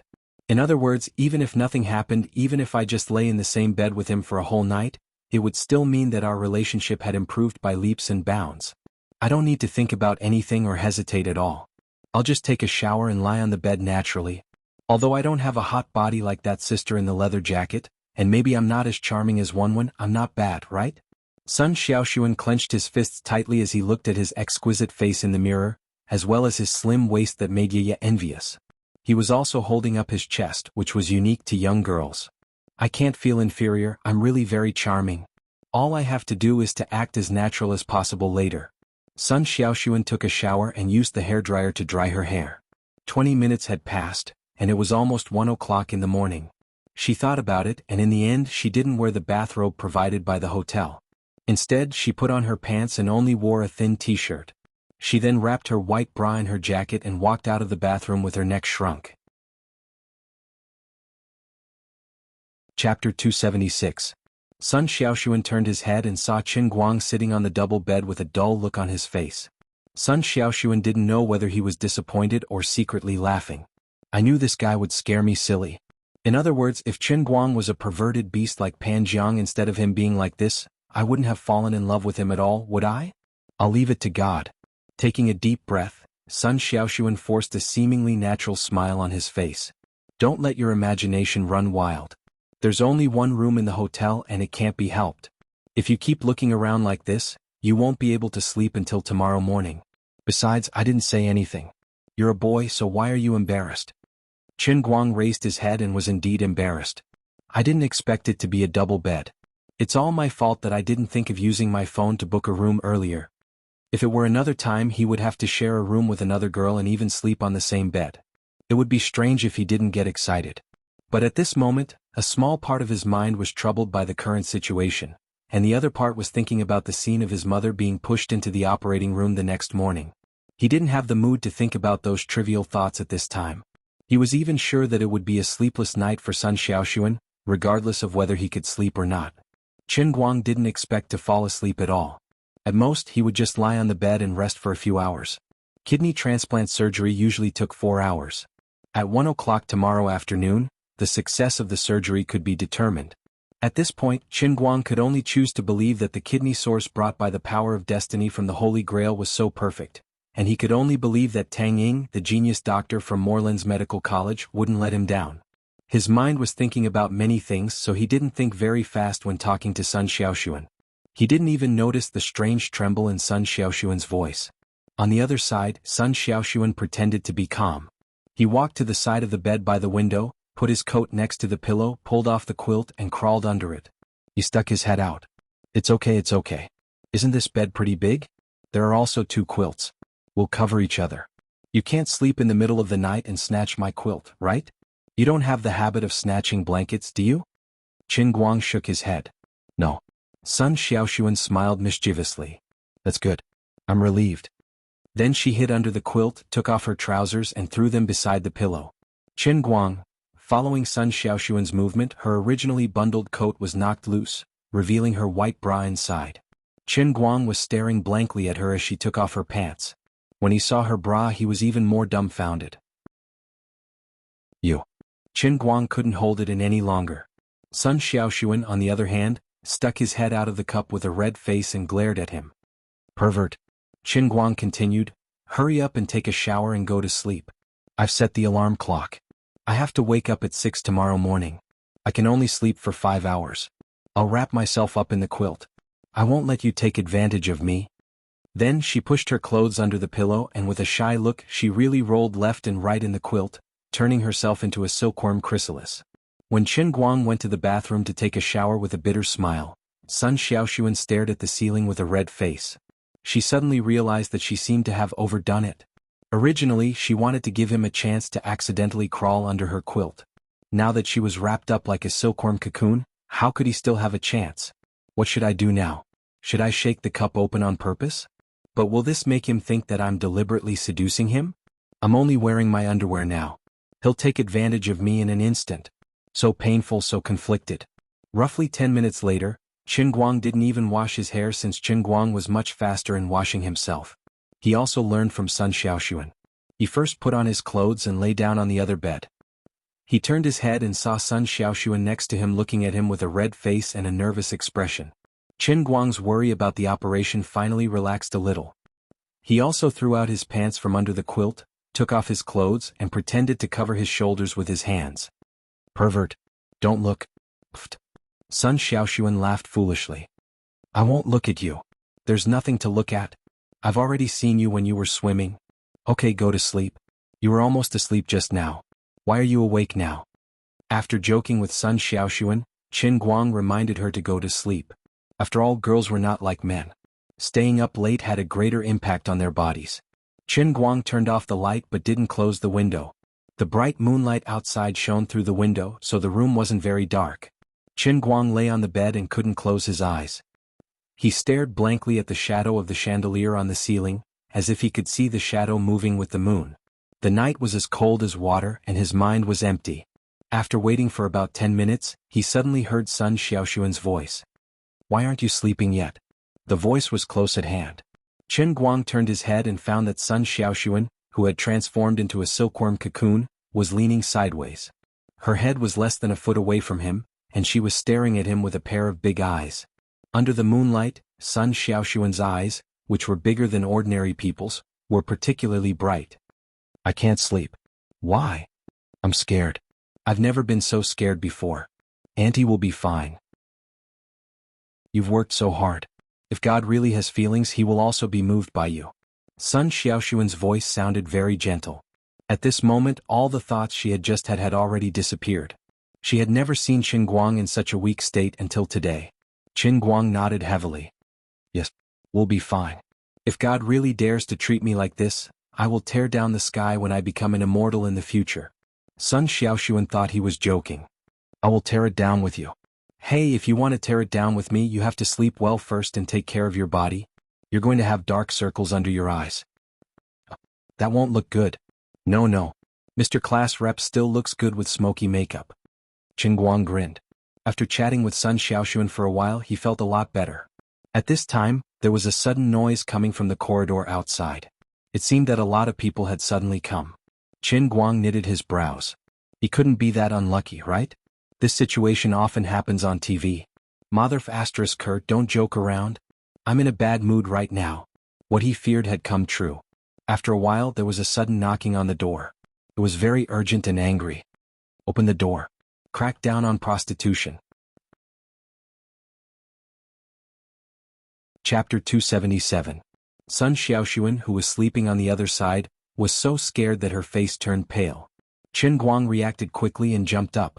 While putting on his clothes and pants under the moonlight, he turned his head and said to Sun Xiaoxuan, "Put on your coat and pants." Damn it. Today's matter might be more troublesome. After all, he and Sun Xiaoxuan were not husband and wife. They didn't have a marriage certificate. If they encountered unreasonable law enforcement officers, they might not be able to reason with them.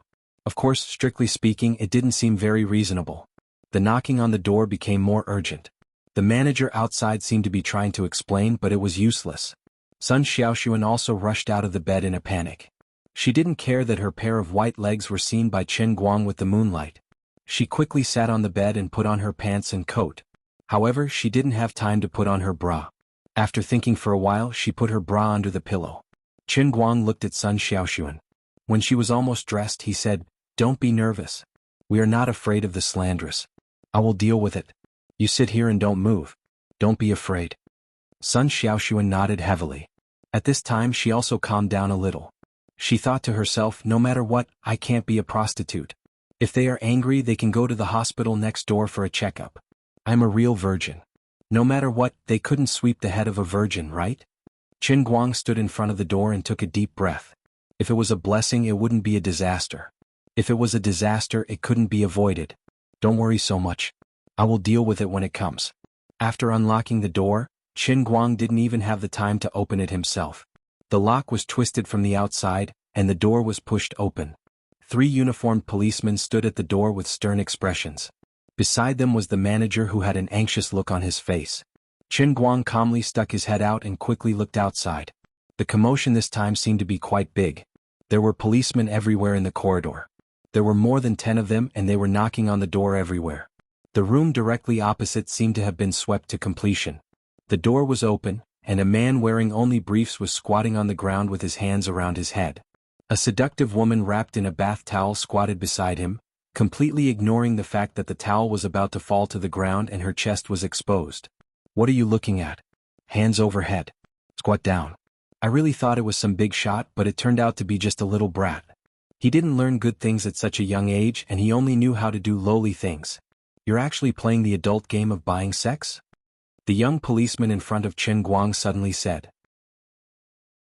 The manager on the side helplessly turned his head to the other side because his obstruction just now seemed to have backfired. Alas, if I had known that this was such a big deal, I wouldn't have tried to cover up for the young couple in this room. Now, it was obvious that the young couple were not that kind of people, but it had set the mind of the anti-pornography police in advance. Chen Guang turned his face and looked at the policeman in front of him, who seemed to be about the same age as him, and then looked at his badge number. It had letters, so he was an assistant policeman. This kind of person might be even more difficult to deal with than the official police, especially because the manager's help had aroused the other party's jealousy. In addition, the opposite room had been swept to completion, so he was even more certain that he couldn't escape, so his attitude was very bad. If he remembered correctly, last year there was a famous person with the surname Shui, and he was also a well-known entrepreneur. Didn't he get swept to completion? But Chen Guang didn't intend to do as he said. Squatting down with his hands around his head was something that only people who had a guilty conscience would do.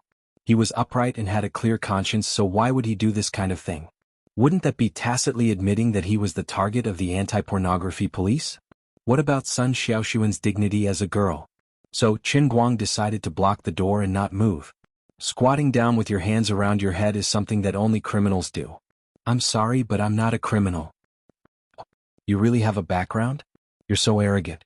You think I can't deal with you? The young assistant policeman's face was stiff. Still stubborn? As he spoke, he took a step forward and made a sign that he was going to make a move. Chen Guang didn't panic at all. You have to deal with the real criminals, not me. Besides, I don't have any background. I'm just a family member of an ordinary patient in the opposite Wujing City Hospital. You guys can do whatever you want, it has nothing to do with me. Lies? Keep lying. Get out of the way. We want to go in and check. Chen Guang didn't budge an inch. Get out of the way. On the other side, the hotel manager saw that a fight was about to break out, so he quickly came over to mediate. Mr. Chen, they're just doing a routine check. It's fine, it's fine. If they really fight, it'll be troublesome. Chen Guang nodded slightly. He felt that the manager was right. He turned around and walked inside. He couldn't let Sun Xiaoxuan be humiliated like the real prostitute in front of him. He felt more at ease standing next to Sun Xiaoxuan. The three assistant policemen entered in a line. The one in front saw Sun Xiaoxuan and became smug. You're still denying it? You're still quibbling? This isn't a... Shut up. Are you F***ing blind? Which eye of yours thinks that I look like a prostitute? Which eye of yours thinks that my girlfriend looks like that? I'm warning you. Watch your mouth. Chen Guang had a lot on his mind recently. This assistant policeman was getting more and more impolite. It was like touching his reverse scale, so he immediately started scolding. The young assistant policeman was rained on, and he couldn't react for a moment. Instead, the other man next to him stood up with an ugly expression. ID. I don't care what your relationship is. Take out your ID first. On the other side, Sun Xiaoxuan saw that Chen Guang seemed to want to confront these people. She became anxious and grabbed Chen Guang's hand. Chen Guang, take out your ID. Chen Guang took a few deep breaths to control his emotions. He was too lazy to look at the faces of these young assistant policemen, so he just handed his ID to Sun Xiaoxuan. At the same time, Sun Xiaoxuan took out her ID and handed it over. At the same time, she also took out her student ID. Officers, my boyfriend and I are students at Wuxia University. My boyfriend's mother is being treated in the hospital across the street. We are really the family of the patient across the street. We're not that kind of people. At this time, Sun Xiaoxuan also followed Chen Guang's words and said that she was his girlfriend. A young man and a young woman lived together in a hotel. It would be a lie to say that there was no relationship. It was better to say that they were boyfriend and girlfriend. Students at Wuxia University? The officers checked Chen Guang and Sun Xiaoxuan's ID, and then glanced at Chen Guang and Sun Xiaoxuan. They were indeed a bit like students. When Chen Guang and Sun Xiaoxuan entered the university as freshmen, they changed their household registration and files. They also applied for new ID cards at that time. The address on the ID card was really the campus of Wuxia University in the city. Sun Xiaoxuan's student ID card clearly stated the university and major. Chapter 278. The manager quickly chimed in, "Not bad, Mr. Chen and his girlfriend are really students." It's not that. A couple had already been caught in the anti-pornography operation today. The manager couldn't allow Chen Guang and Sun Xiaoxuan to be caught again. First, the hotel would definitely be heavily fined, and second, they would offend the black gold card user. Unexpectedly, the man who had been given the cold shoulder by Chen Guang suddenly flipped out. He rushed forward and lifted the blanket to look for evidence while saying, "Just because you say you're a student, that's it? Who knows if your student ID is a fake one from Nine Caves Bridge? Besides, aren't there really students selling their IDs?" Before he finished speaking, he pulled the pillow again, and Sun Xiaoxuan's bra was underneath it. Slap. Chen Guang slapped his grandson's face and pressed one hand on the pillow. He looked at him coldly. "Your mother is the one selling herself. Looking for a beating? Does it feel good? Is there a point? Are you asking for a beating?" He was really angry. He couldn't let this be *tch pull out Sun Xiaoxuan's bra and expose it in public. Sun Xiaoxuan saw Chen Guang's actions and immediately understood what he was thinking. He was extremely touched but also worried. Finally he made a move. At this moment, Chen Guang was like an enraged lion, just like when he beat up Pan Jiang. *CK. How dare you hit me? Assaulting a police officer? The man who had his ears ringing from Chen Guang's slap took a while to regain his senses. His two colleagues were already dumbfounded. Strictly speaking, they had already restrained themselves today. After all, even if they found out that there was nothing wrong with the other party during the anti-pornography operation, the other party would still be polite. Entering a door with a bad attitude was also a way to solve a case.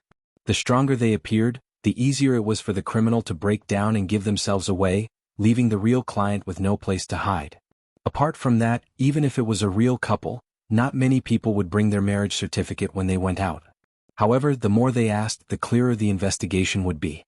Unfortunately, the same method might work on other people, but it was like igniting a barrel of dynamite when it came to Chen Guang. Of course, the police officer who was hit shouldn't have said that a student was also selling himself. He even tried to pull the pillow, but Sun Xiaoxuan's bra was underneath it. This completely infuriated Chen Guang. Chen Guang had been restraining his temper ever since these people entered the door. Others thought he was very arrogant, but he still couldn't control himself. In the end, he still couldn't control himself. When the policeman who was beaten reacted to the situation, he immediately flew into a rage. If it was said that he was afraid of Chen Guang's background earlier, now that he's a student, it also proved that Chen Guang didn't have any backing even if he wasn't a criminal. Thus, he couldn't allow his face to be swept away. He jumped up and stepped on the mattress, intending to kick Chen Guang to the ground. However, Chen Guang stretched out his right hand and grabbed the man's pants in midair. His left hand reached out from the other side and caught the man's calf. He exerted force with both hands and forcefully stopped the man's forward momentum in midair. Then he pressed down with both hands, causing the man's waist to hit the edge of the mattress. He was lucky that this was a mattress. If it had been a hard object, his waist might have been broken. However, it was still not easy. He held his waist and cried out. The other two saw that things were getting out of hand, so they didn't dare to follow up. Instead, they quickly helped their colleague back to the door. Things had escalated to this point, and there was an official police officer leading the team today. It was better to let the captain solve the problem. Temporary workers like them were also troublesome. If they fought, they wouldn't be able to get anything out of it, and most importantly, their chances of winning weren't high. Chen Guang's simple move stunned them. The three of them retreated to the door of the corridor and shouted, "Captain! There's an arrest. Assaulting a police officer." Sun Xiaoxuan suddenly pulled Chen Guang. "Chen Guang, calm down. Your mom is going to have surgery tomorrow. Let's talk things out with them." Chen Guang shook his head fiercely. "No. Damn it, these bastards are too much. We're innocent. Why are they framing us?" He was an old virgin, yet he was treated as a client. He couldn't tolerate it. Oh yeah, there's something else. Chen Guang leaned over and lifted the pillow. He grabbed Sun Xiaoxuan's bra and quickly stuffed it into Sun Xiaoxuan's hands. A girl's private things shouldn't be seen by others. I was worried about this just now. Quickly hide it in your sleeves. Huh. Sun Xiaoxuan's pale face suddenly turned as red as an apple. He was dumbfounded. Not only did you see it, but you're also holding it in your hands. His fingers seemed to be on the soft cloth inside my bra. This? Chen Guang didn't realize what was wrong. Sun Xiaoxuan didn't take it, so he became anxious. There was a commotion at the door. It seemed like they called the captain. Without waiting for Sun Xiaoxuan to react, Chen Guang quickly stuffed the white bra into his sleeves and said proudly, "Now no one will see it. Indeed, no one will see it. Because you took it. Chen Guang, what should we do?" Sun Xiaoxuan was too embarrassed to come back now, so he had to change the topic. Chen Guang snorted. What do you mean what should we do? We're not afraid of making a big deal out of this. We're university students, not kids. Two university students were accompanying their family members in surgery outside the hospital, and they got beaten up by the police in the name of anti-pornography. Why should we be afraid of them? But a wise man knows better than to fight when the odds are against him. Sun Xiaoxuan was still afraid. Qin Guang glared at him coldly again. What are you afraid of? I don't believe they'll pull out a gun. But if we fight, I can take them down even if all of them work together. Whoever dares to jump in front of me, I'll beat him to death. Let's fight first and talk later. Qin Guang had the intention to kill anyone who stood in his way. He had already made up his mind that if he really made a big deal out of this, he would go to his godsister Wu Tong for help. He didn't believe that the second generation of a government official couldn't handle this. Besides, he and Sun Xiaoxuan didn't break the law. At this time, the voices outside finally became clearer. What are you doing? Why do you have to check when the other person has brought out his student ID? Are you crazy? Are you looking for trouble? A sharp woman's voice came from the door. It seemed to be their captain lecturing the three police officers. But he assaulted the police. The woman's voice continued, that's a different matter. Another student's relationship doesn't fall under the scope of anti-pornography. Are you trying to use a chicken feather as a token of authority? Are you trying to make my job more difficult? If it's an overlapping law enforcement, then do it properly. Are you trying to embarrass the Wuxia branch on purpose? We didn't offend you, right? When Qin Guang heard the woman's voice, his anger instantly went to zero. Washing the motor. Overlapping law enforcement? Wuxia branch? Wu Tong. This is Wu Tong's F*King voice. I can recognize it even if I turn into dust. The flood has broken the temple of the Dragon King. Chapter 279. Old Master Guang, who had been so arrogant just a moment ago, was starting to panic. I used you as my savior and shield, preparing to slap your face and show off to my heart's content, but in the end, you turned out to be the boss of the big villain. How embarrassing. What do you want this old man to do? He didn't know why, but when his godsister saw the scene of him and Sun Xiaoxuan getting a room together, his heart suddenly became restless. Forget it, forget it. I heard that he's an expert. It's not a bad idea for me to go and meet him. I haven't had the time to properly practice recently. Wu Tong, who was outside, was also in high spirits. She rubbed her palms together and prepared to go all out. She had to teach her own people a lesson, but she also had to win back her face. Then she turned a corner and walked in aggressively. Immediately after, she and Qin Guang stared at each other, both dumbfounded. Wu Tong couldn't wrap her head around it. Why did she run into this guy in a place like this? She turned her head to look at the situation in the room and saw Sun Xiaoxuan wrapped tightly in her coat, standing timidly in the corner of the room. Qin Guang was standing in front of her like an eagle protecting a chick. There seemed to be no need to explain what was going on. Combined with what the assistant police had said, Wu Tong could roughly guess that Qin Guang and his classmate had gotten a room together and were caught red-handed by the city's sudden raid today. Didn't he injure Pan Jiang because of this girl called Sun Xiaoxuan? With the nature of these assistant police officers, especially today's group operation, they would definitely be even more arrogant. Wu Tong naturally understood this. She also knew that Qin Guang had a bad temper and couldn't tolerate the slightest grievance. Back then, he had seriously injured his classmate because of a disagreement. So, a commotion was inevitable. Wu Tong was able to analyze everything clearly. But an inexplicable anger surged from the bottom of her heart. She felt that there was no reason for it, but she just couldn't stop it. Qin Guang had saved this girl like a hero, so it was natural for the girl to return the favor by marrying him. But why was it that when she saw this scene she was so angry that she wanted to rush up and beat him up? When Qin Guang first saw Wu Tong, he felt a little awkward, but he soon calmed down. From what she had said before she came in, it seemed that today was really a big operation that involved the whole city. She, a police officer from the Wuxia branch, had been transferred here to carry out the mission. In any case, since Wu Tong was the leader of the team, today's matter should be considered settled. Although it was a little troublesome, it was good to resolve the matter satisfactorily. Just as Qin Guang was thinking about this, he suddenly saw a strange emotion in Wu Tong's eyes. What is this? Very angry? Are you F*King kidding me? Aren't you my good sister? Why do you have such an expression? Qin Guang didn't understand and Wu Tong didn't understand either, but she couldn't restrain the anger in her heart. I clearly recognized him as my younger brother. Even if I was obsessed with him that day, I would always think about him in my heart from time to time. But I have clearly transformed this emotion into the feeling between siblings. What the hell am I angry about? Wu Tong didn't dare to speak. She was afraid that what she said would become a question between lovers. Qin Guang was also waiting for Wu Tong to express her opinion. Because of the inexplicable silence of these two people, the atmosphere in the room suddenly became strangely heavy. What happened to Captain Wu? I heard that there was a situation here? Just then Wang Long appeared from outside the room again, shouting at the top of his lungs. Poor Wang Long. Originally he was the old police officer who guided Wu Tong. It had only been a few months, but Wu Tong's position had flown over his head and became the captain of the team. The duo still hadn't changed, but Wang Long had bitterly changed from a senior to a younger brother. He even changed his address to Captain Wu. This was the biggest difference between a second generation and a poor civil servant. Of course, no one could deny that Wu Tong really dared to fight, and her professional ability was strong. The branch bureau promoted her to captain because she easily won the freestyle championship in the police system division competition last month, so it was justifiable. Then Wang Long saw Wu Tong and Qin Guang looking at each other in the room, and then he saw Sun Xiaoxuan standing behind Qin Guang like a wrong daughter-in-law. Wang Long sucked in a cold breath and broke out in a cold sweat. He shrunk his neck and wanted to slip back. Something big happened. The anti-pornography campaign caught the adulterer in bed. *CK. The female police Tyrannosaurus in the anti-pornography campaign caught the adulterer.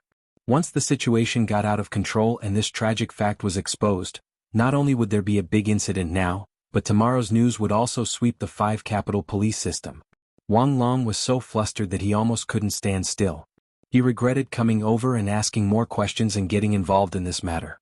Yes, as early as when Wu Tong loved Qin Guang to the point of going through fire and water in the Wenxing branch, regardless of the views of the secular world, the people in the Wenxing branch were basically sure that Qin Guang, a student from Gokyo University, and their beautiful police comrade were already set in stone.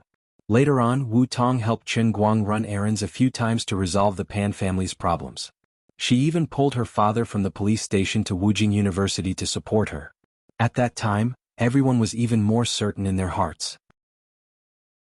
When they discussed the relationship between Qin Guang and Wu Tong in private, they had already called him brother-in-law and then brother-in-law. Wang Long was no exception. Wu Tong had been furious many times because of this, but the more furious she was, the more her flushed expression when she was angry made it seem like she was hiding something. Later she was too lazy to deny it. Perhaps she secretly thought that it was good for them to misunderstand her.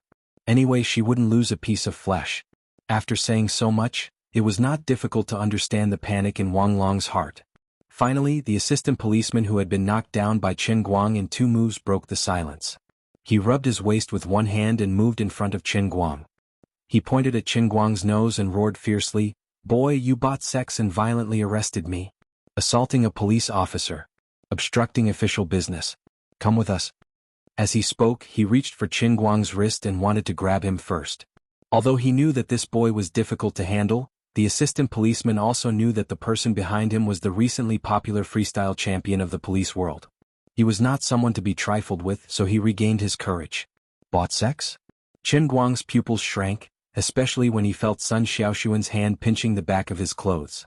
He was so angry that he subconsciously pulled it, which made Qin Guang's anger that he had just suppressed ignite again. He waved his hand violently and slapped Sun Xiaoxuan's face again. Sun Xiaoxuan covered his face and stepped back. This time, Qin Guang's slap was more solid, and his face was swollen. You hit me? You're a man, can you not talk like a sissy? If you don't know how to talk, then talk less. Otherwise your mouth will be used to get slapped. Qin Guang. Enough. Wu Tong finally spoke. Chapter 280. Seeing that Wu Tong didn't seem to notice him and was planning to leave quietly, Wang Long, who had already walked back to the door, shivered. This is bad. The female T-Rex is going to flip out. It wasn't easy for her to endure until now. It's so hard for me. God, please teach me, what should I do now? I, Wang Long, have handled so many cases and faced so many vicious criminals. I've never been afraid. But I've never encountered this kind of situation. One wrong step and I'll be smashed to pieces. The 3 assistant police officers who led the way were even more embarrassed than Wang Long. From the moment Wu Tong entered until now, they hadn't said Qin Guang's name at all.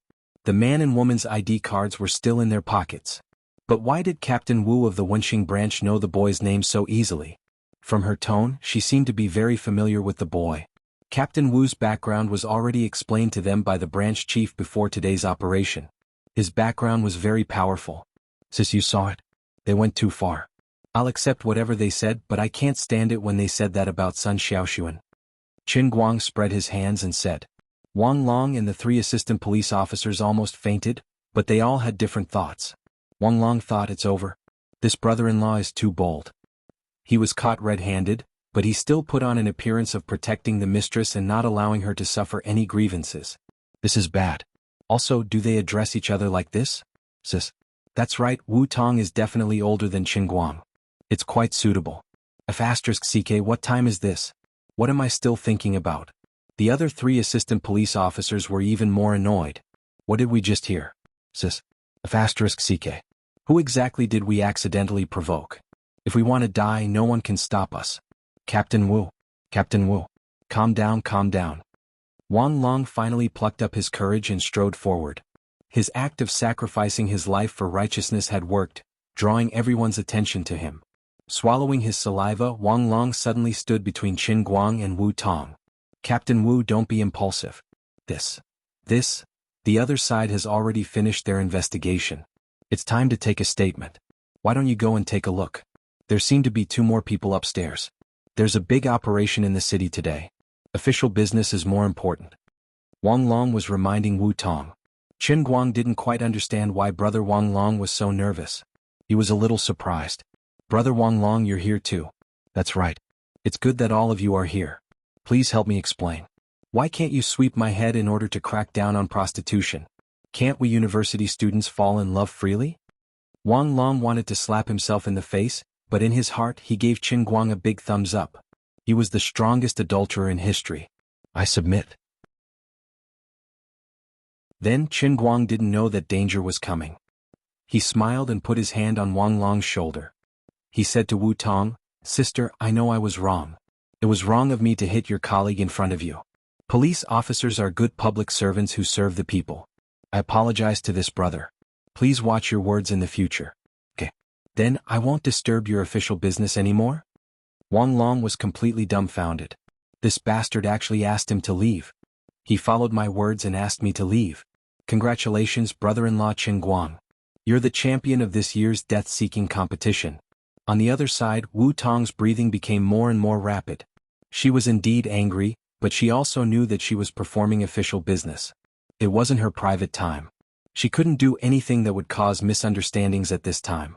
But no matter how much she comforted herself, Wu Tong couldn't control her anger when she saw Sun Xiaoxuan's aggrieved expression behind Qin Guang's back. At this moment, Qin Guang's nonchalant attitude was clearly telling her that she had seen him getting a room with another girl. It's fine, right? You won't mind, right? In any case, it has nothing to do with you, right? It doesn't matter. But I'm angry. I'm a woman. I don't need a reason to be angry. At this time, Sun Xiaoxuan finally plucked up the courage to poke her head out from behind Qin Guang. She wanted to help, but she was too nervous. She subconsciously hugged Qin Guang's arm. Officer Wu, this is really a misunderstanding. Qin Guang and I are just an ordinary boyfriend and girlfriend. We're not the targets of your anti-pornography campaign. Wang Long's back was facing Qin Guang. He stared at Wu Tong's expression from beginning to end to prevent her from going berserk. When Sun Xiaoxuan said this, the last string in Wang Long's heart was about to break. This was the last straw that broke the camel's back. He saw with his own eyes that Wu Tong's face suddenly flushed. It wasn't shyness, but pure adrenaline that was about to explode and hot blood rushing to the brain. The powder keg was about to explode. Qin Guang also paid attention to the changes in Wu Tong's expression. He was puzzled at first, but then his mind flashed. He seemed to have understood something and his heart skipped a beat. Even if he didn't understand women, he could still vaguely smell the gunpowder coming from Wu Tong's body. Something's wrong. It seems, probably, the after effects of Lioli's super deep hypnosis are still stubborn? My cheap sister still has feelings for me? Everything that had happened since he met Wu Tong flashed through his mind at lightning speed. Wu Tong had violated the rules to help him settle the Pan family's troubles. She had made a phone call to get her father to back him up. After that, the two of them had sat by the Minuan Lake at school and played around. She said she would help him investigate Fatty Wang's background. Before she left, she stepped on his foot and then ran away like a happy little sparrow. Her every frown and smile at that time suddenly flashed through Qin Guang's mind in slow motion. She's really interested in me? No wonder. Otherwise, with her identity, why would she treat me so well? Why did she take the initiative to say that she wanted to recognize me as her younger brother? Just because I'm handsome? My personality is likable? They've only met a few times. Although the old man is confident that he's a good person, his personality and charisma can't be this strong. Listen to me. We're staying here for a reason. My mother, Qin Guang, came forward and finally wanted to explain something. Take him away, Wang Long. Take Qin Guang back to assist in the investigation. Wu Tong waved her hand fiercely and shouted. Then she turned her face away without looking at Qin Guang and added, I know that Qin Guang is not a target of the anti-pornography campaign, but we can't let this go. I have to answer to my colleagues. Wang Long. Take him away. Huh. Qin Guang and Wang Long were stunned. Qin Guang frowned fiercely. His mother was going to have surgery tomorrow morning. How could he be taken away at this time? On the other side, Wang Long reacted quickly. He was secretly glad that Wu Tong had finally held back her temper. He only thought that if he took Qin Guang away now, it would be better to solve the matter between the couple in private. Anyway, he would pay attention to them when the time came. As long as no one died, it would be fine as long as they weren't seen as a joke by outsiders from other branches. Wang Long pulled Qin Guang's shoulder and whispered in his ear, Qin Guang, don't talk back to Captain Wu. She's angry now. If you have something to say, say it in private. It's not good to make a scene in public.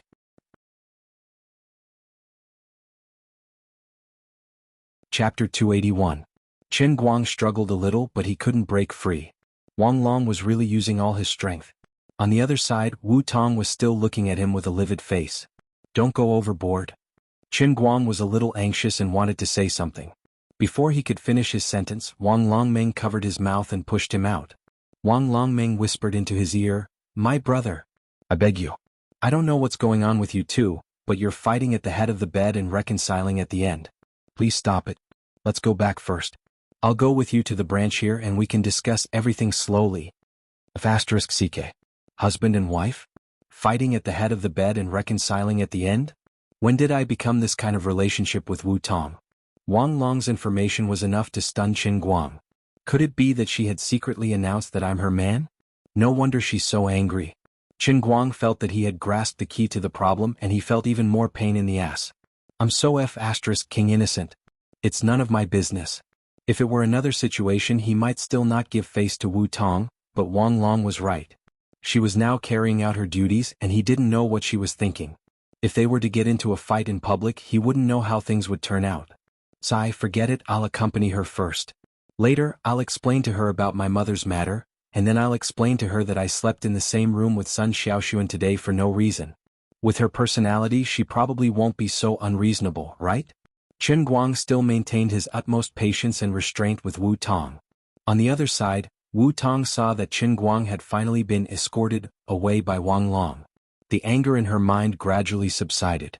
Seeing Sun Xiaoxuan's flustered and bewildered appearance, she gradually felt ashamed. She wanted to explain something to Sun Xiaoxuan, but she didn't know where to start. Even she felt that it was strange. Timo? No. The assistant police officer on the side said something that was extremely inappropriate. It's all because of these three idiots that I ran into this mess. It's fine if I don't know anything. Why should I interfere with Qin Guang's private life? Wu Tong immediately vented her anger on these three people. She resisted the urge to beat them up and just punched the wall with her fist. A loud bang resounded. Have you checked all the rooms? Get lost. When the three of them ran away, scared witless. Wu Tong took a deep breath, squeezed out an awkward smile and comforted Sun Xiaoxuan. Qin Guang assaulting a police officer is an established fact. Although I know him, I can't be biased. But don't worry, I'll just call him back to criticize and educate him. Have a good rest first. After some thought, Wu Tong added, but he won't be coming back tonight. Sun Xiaoxuan wasn't a silly fool like Qin Guang, and women understood women the best. A long time ago when she saw Wu Tong clinging to Qin Guang like an octopus, she knew that Wu Tong was a potential competitor. Today, after witnessing Wu Tong losing control step by step, Sun Xiaoxuan was even more certain of her conjecture. She was really afraid that Qin Guang would be locked up for an entire night, and it would be terrible if Andy Feng didn't come back tomorrow. If she fanned the flames and made Officer Wu lose control even more, she would go back to Qin Guang and continue to cause trouble. With Qin Guang's current state of mind and personality, he would definitely hate her completely. Officer Wu, Qin Guang and I don't have that kind of relationship. Today's situation is really special. Although she knew that it was a good opportunity to kick her competitor out, Sun Xiaoxuan's kindness prevented her from doing such a thing. She just wanted to explain things clearly, and she regretted holding Qin Guang's arm just now. She knew that her action just now caused Wu Tong to misunderstand. Wu Tong waved her hand tiredly, and before Sun Xiaoxuan could finish speaking she turned around and walked out. Sun Xiaoxuan, don't let your imagination run wild. I still have things to do outside so I'll be going now. Before she finished her sentence, the door had already slammed shut. Sun Xiaoxuan hurriedly chased after her and opened the door. Although it was noisy outside, Wu Tong was nowhere to be seen. It had only been a few seconds and she was gone. Sun Xiaoxuan stomped her feet anxiously. She wanted to chase after her but she didn't know where she was. Her chest was empty, and her girl's shyness prevented her from stepping out of the door. In the end she could only return to her room and lock the door again. Sun Xiaoxuan sat on the bed and sighed. How could this be? Did I cause trouble for him? Qin Guang must be annoyed to death right now. Sun Xiaoxuan fell back on the bed and stared at the ceiling in a daze, feeling extremely helpless. She crawled under the covers and gradually felt sleepy.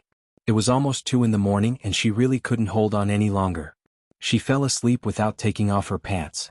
Before she fell asleep, a vague thought popped up in her mind. My bra? He stuffed it into his sleeve and took it away. After Wu Tong walked out of the room, she didn't immediately care about the cleaning work in the other rooms. Instead, she flashed to the fire staircase next door and slid down the corner of the wall while hugging her legs. She also looked at the cement stairs with a blank expression. After a long time she murmured, Is my brain stuffed with mud? Wu Tong, what the hell are you thinking? When the cleaning finally came to an end, Wu Tong, as the captain, led the team back to the border area branch office. Wang Long had already dragged Qin Guang to the office for almost 2 hours, finished 3 packs of Drunkard's peanuts, drank 6 cans of beer and more than 100 yuan of barbecue, and watched an international A-level friendly match together. Qin Guang didn't look like he was here to assist in the investigation. He seemed to be Wang Long's friend who was invited to watch the game. Since he was already here, Qin Guang knew that he couldn't leave without clearing things up with Wu Tong. Anyway, he couldn't sleep at night, and this place was not far from the hospital and the hotel. He simply chatted with Wang Long and watched the game peacefully. He planned to not sleep tonight. As long as he could get back in time before his mother went into the operating room tomorrow morning. Of course, when he was lying in the hotel, Sun Xiaoxuan, who was close at hand, did give him a lot of pressure. Now that he could legally slip away and there was an acquaintance to watch the game, drink, eat peanuts and eat barbecue with, it felt good. Thinking about it carefully, even if he was lying in the hotel bed, his mind would not be able to turn over the mountain of tomorrow's surgery. It was good to be able to chat with others, watch the game and distract his attention. He didn't scare himself and always think about nonsense. The 2 men made a profound comment on the England and Italy teams, and Qin Guang told Wang Long about his appearance in the hotel. After listening to it, Wang Long was also speechless about Qin Guang's encounter, and his heart relaxed a little. This brother-in-law did not seem to be a playboy. There was indeed a reason for today's incident, and there was still a need to reconcile when Wu Tong came over. In addition, Wang Long naturally expressed his concern for Qin Guang's mother as usual. Qin Guang only sighed and believed Wang Long's words that good people were blessed by heaven. Finally, at about 3 o'clock in the morning, Wu Tong came back.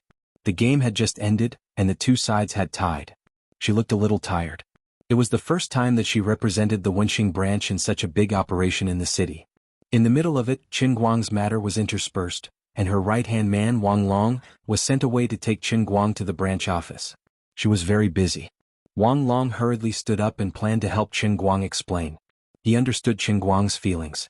He was worried that if Wu Tong acted too aggressively, it would make things worse.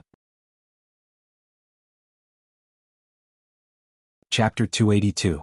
Wu Tong looked at Wang Long's expression and guessed what he wanted to say. She then turned to look at Qin Guang, who was sitting on the sofa with an expressionless face. The anger that had gradually subsided rose from the bottom of her heart again.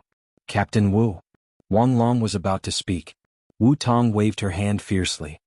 Don't speak for him. I have said before that he should change his bad temper. Today he actually attacked a police officer in front of us. If I don't correct him, my name is not Wu Tong. She didn't give Wang Long a chance to say another word.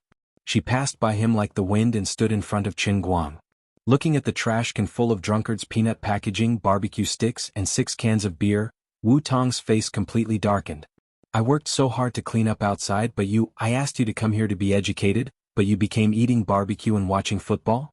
Taking a few deep breaths, she calmed her mood. Qin Guang, come here. I have something to say to you. Wu Tong suppressed the anger in her heart. She also knew that this place was someone else's branch, and she couldn't let others see her as a joke. She walked to the interrogation room. Wang Long came over eagerly. I want to help you say something. Qin Guang was also expressionless at this time. He just waved his hand and said, Thank you, brother Wang Long. It's okay, I will go and talk to her myself. If it were another time, Qin Guang would indeed be very patient to explain to Wu Tong, and even use the long-lost pestering skill to make her obedient. After all, he owed her a lot of favors. Since he owed her a favor, he would feel weak in his heart. Hence, Qin Guang's patience with Wu Tong was also much better than others. Moreover, Qin Guang also knew that although she was a bit irritable, she was a good person. But today was different. This day was too special. Tomorrow morning was the most important event in Qin Guang's life so far. Even if the sky was falling, he had to give in to his mother's surgery. Qin Guang had already wasted 2 hours here, and he hadn't had a good rest until now. Qin Guang was already very impatient. When he thought of tomorrow's surgery, the uncertainty made him even more anxious and uneasy. On top of that, Qin Guang had drunk 3 tins of beer, which boosted his courage. Even though he understood Wu Tong's misunderstanding, he still felt indignant for himself. Even if you really like me, I don't like you. We don't have that kind of relationship at all. What right do you have to throw a tantrum at me? I don't care if you talk about our relationship in your own place, but why are you giving me that attitude again and again? What are you doing? Do you really think of yourself as my woman? Have I given my consent and approval? When have I ever taken advantage of you? So what if I really slept with Sun Xiaoxuan? Do I need to ask for your permission? What's more, Sun Xiaoxuan and I aren't even close. Are you done yet? Just like that, Qin Guang walked into the interrogation room with an imposing manner. Wu Tong, who was next to him, slammed the door shut. She then looked at Qin Guang, who was standing by the door, and sneered. Qin Guang also stared at her. Are you done? Wu Tong said angrily, What do you mean I'm done? You are just a little brat, right? Not only did you bring a little girl to a hotel, but you also hit the police? Do you really think that with me covering for you, you can do whatever you want in Wujing City? What's the difference between you and Pan Jiang, that kind of rich second generation? What did you say to me before? What are you doing now? Qin Guang spat at the side. Didn't you hear how unpleasant that person's words were? Does he mean that I deserve to be wronged? Sun Xiaoxuan was called a prostitute, and I have to swallow my anger? Even if I don't know you, I will still beat him up. Do you believe me?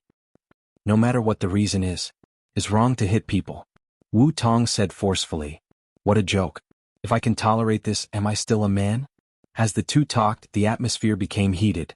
Wang Long, who was eavesdropping outside, was anxious, but there was nothing he could do. Wu Tong snorted. Yes, I know that you and that little girl named Sun Xiaoxuan are a couple. She is very important to you and you can't let her be wronged, right? Qin Guang was so angry that he laughed. He waved his hand and said, Think what you want. There is nothing between me and her. Clatter. As soon as he finished speaking, Sun Xiaoxuan's white bra fell out of his sleeve and fell on the ground between the two of them. Qin Guang was dumbfounded. How could I forget that this thing was in my sleeve? You call this nothing? Wu Tong looked down at the white bra. Her brain was stiff at first, but she quickly reacted. She was so angry that her face turned red. Forget it.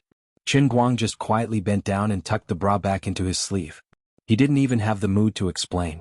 What the F***ck? Just as he was about to prove his innocence aggressively, this thing was actually thrown at him? Even if I am the best talker in history, Zhang Heng, I can't do anything. What else can I say? Say my ass. Forget it. I can't be bothered to argue with you. I'm leaving. Qin Guang was about to open the door. He didn't want to explain, couldn't explain, and didn't need to. He was too lazy to care about what Wu Tong thought. He planned to leave first. Stop.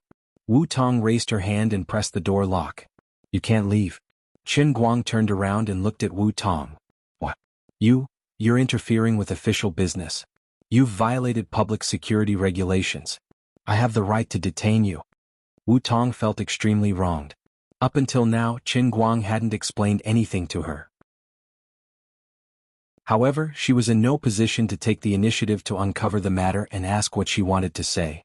She never thought that from the beginning to the end, whether it was Qin Guang, Sun Xiaoxuan or even Wang Long, they all wanted to explain to her.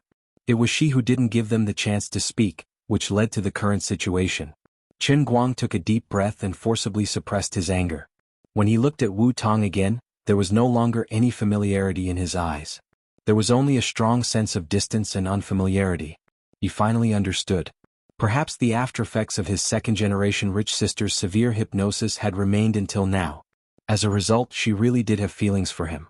That was why she became like this today. Dealing with her like this is too strenuous. I'm tired. He used to think that dealing with her was easy and pleasant, but now it seemed that he had thought too simply of her. After all, she was the daughter of an aristocratic family. No matter how well she hid her big missy temperament, it would sooner or later erupt and see the light of day. If she really had such a temperament and didn't care whether it was right or wrong, and insisted on making life difficult for him like a crazy woman, then this friendship would be broken. As for the favor he owed her, he would just give her a few 100,000 yuan and treat it as paying it off. With such thoughts in his mind, Qin Guang was attacked by the alcohol and anger at the same time. His thoughts were a little out of control. Qin Guang also misunderstood Wu Tong. He thought that Wu Tong didn't want to hear an explanation at all. In fact, Wu Tong's brain had short-circuited before. Now, she was extremely eager for him to say something that could make her feel at ease. Even if it was to lie to her that there was nothing between him and Sun Xiaoxuan. Even if she had clearly seen the bra, as long as Qin Guang was willing to make it up, no matter how absurd the lie sounded, she would be willing to believe it. However, it was already too late. Enough, it's really enough. Once his mind made a decision, when Qin Guang spoke again, his voice was no longer angry but cold. Wu Tong's whole body quivered. She vaguely realized Qin Guang's plan, and her expression became flustered. Chapter 283. Wu Tong swallowed her saliva and said nervously, Qin Guang? I'm a little angry. Qin Guang shook his head slowly. I can probably guess what you're angry about. I originally wanted to explain it to you. But is there really a need to explain it now? Say it. I'll believe whatever you say. At this time, Wu Tong was no longer the captain of the Wenxing branch. She was just a frightened woman. Well, I'll tell you. My mom is lying in Wujing City Hospital now. Tomorrow morning at 9 o'clock, she will go into the operating room for a kidney transplant. Do you understand? I have to go to the hospital at 6 o'clock in the morning, but I was called to this place by you. I can't go back to the hotel until now. How do you think I should feel right now? I don't know what your position is, but you seem to care about my relationship with Sun Xiaoxuan. Then I'll tell you. She is my squad leader and she came here to help. Because there were no extra rooms in the hotel, she could only squeeze into the same room as me. It was a double bed and it was an unfortunate coincidence. Do you believe it? This bra was originally hidden under the pillow. Your assistant policeman wanted to lift the pillow, so I beat him up. Do you believe it? Then I didn't want the girl's private clothes to be seen by others, so I stuffed it into my sleeve. Do you believe it? Forget it, it's up to you if you don't believe it. That's it. I'm done talking. After Qin Guang finished, he pushed the dumbfounded Wu Tong away, opened the door of the interrogation room and walked out quickly. Didn't you say last time that your mother just had a small problem? How could that be? Wu Tong suddenly understood the reason why Qin Guang was so angry and out of control. Qin Guang turned around. Because I wasn't familiar with you at the time. There was no need to tell you in detail about this family's private affairs. I don't need someone I'm not familiar with to help me share my pain. By the way, I do owe you a favor. I'm very sorry about this. I'll find a way to return the favor. Goodbye. With that, Qin Guang strode away, not giving Wu Tong any chance to speak. Wu Tong's face turned pale as she watched his figure disappear out of the branch office in an instant. When Wang Long saw this, he knew that things were developing in the worst direction, so he hurried over. Wu Tong took a deep breath and almost roared in front of everyone, You must know Wang Long, right? Why didn't you tell me earlier? Wang Long had a bitter look on his face. I wanted to tell you a long time ago, but I didn't have the chance to. Wu Tong's body almost went limp. She leaned against the wall and rubbed her head in pain, but she didn't have the courage to chase after Qin Guang. Even if she did, she didn't know what to say to Qin Guang. Her previous anger came without reason, and now her disappointment was also without reason. She was very confused and upset, but she didn't want to admit that she really liked Chen Guang. Wu Tong locked herself in the break room of the branch office. She tried to call her best friend, Tang Ying, who was in Wujing City Hospital, but Tang Ying's phone was turned off. Wu Tong threw her phone on the coffee table, lay down on her back and curled up on the sofa.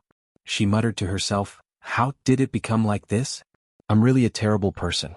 I'll find a suitable opportunity to apologize to him.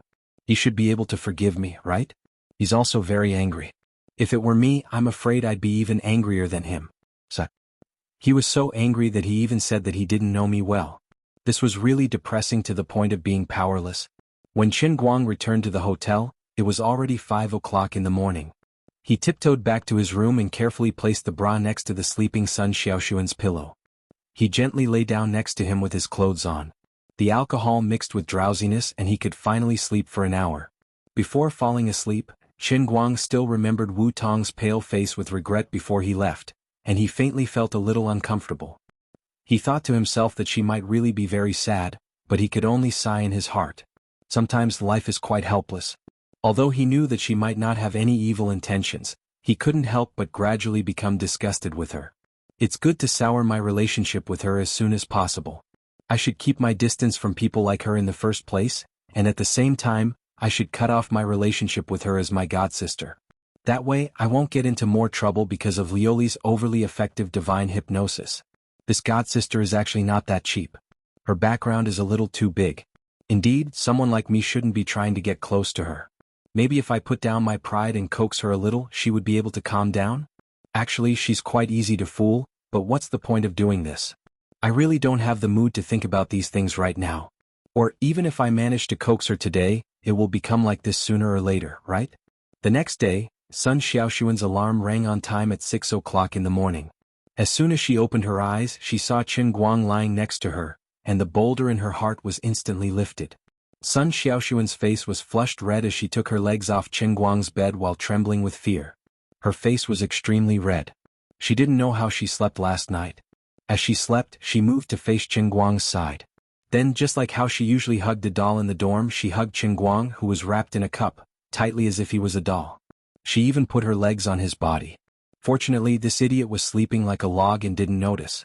Sun Xiaoxuan quietly turned off the alarm and washed up even more carefully, not making the slightest sound. Seeing that Chen Guang was still sleeping like a log, Sun Xiaoxuan thought for a moment and didn't rush to wake him up. Instead, she pulled out the room card and went downstairs. After eating breakfast in the dining room, she brought 2 buns, a box of porridge and an egg upstairs. After placing the breakfast on the bedside table, Sun Xiaoxuan sat on the edge of the bed and quietly looked at the sleeping Chen Guang. When he thought about what happened last night, he felt a faint sense of grievance, but it was more of a sweet feeling. He's always like this, protecting me like an angry lion.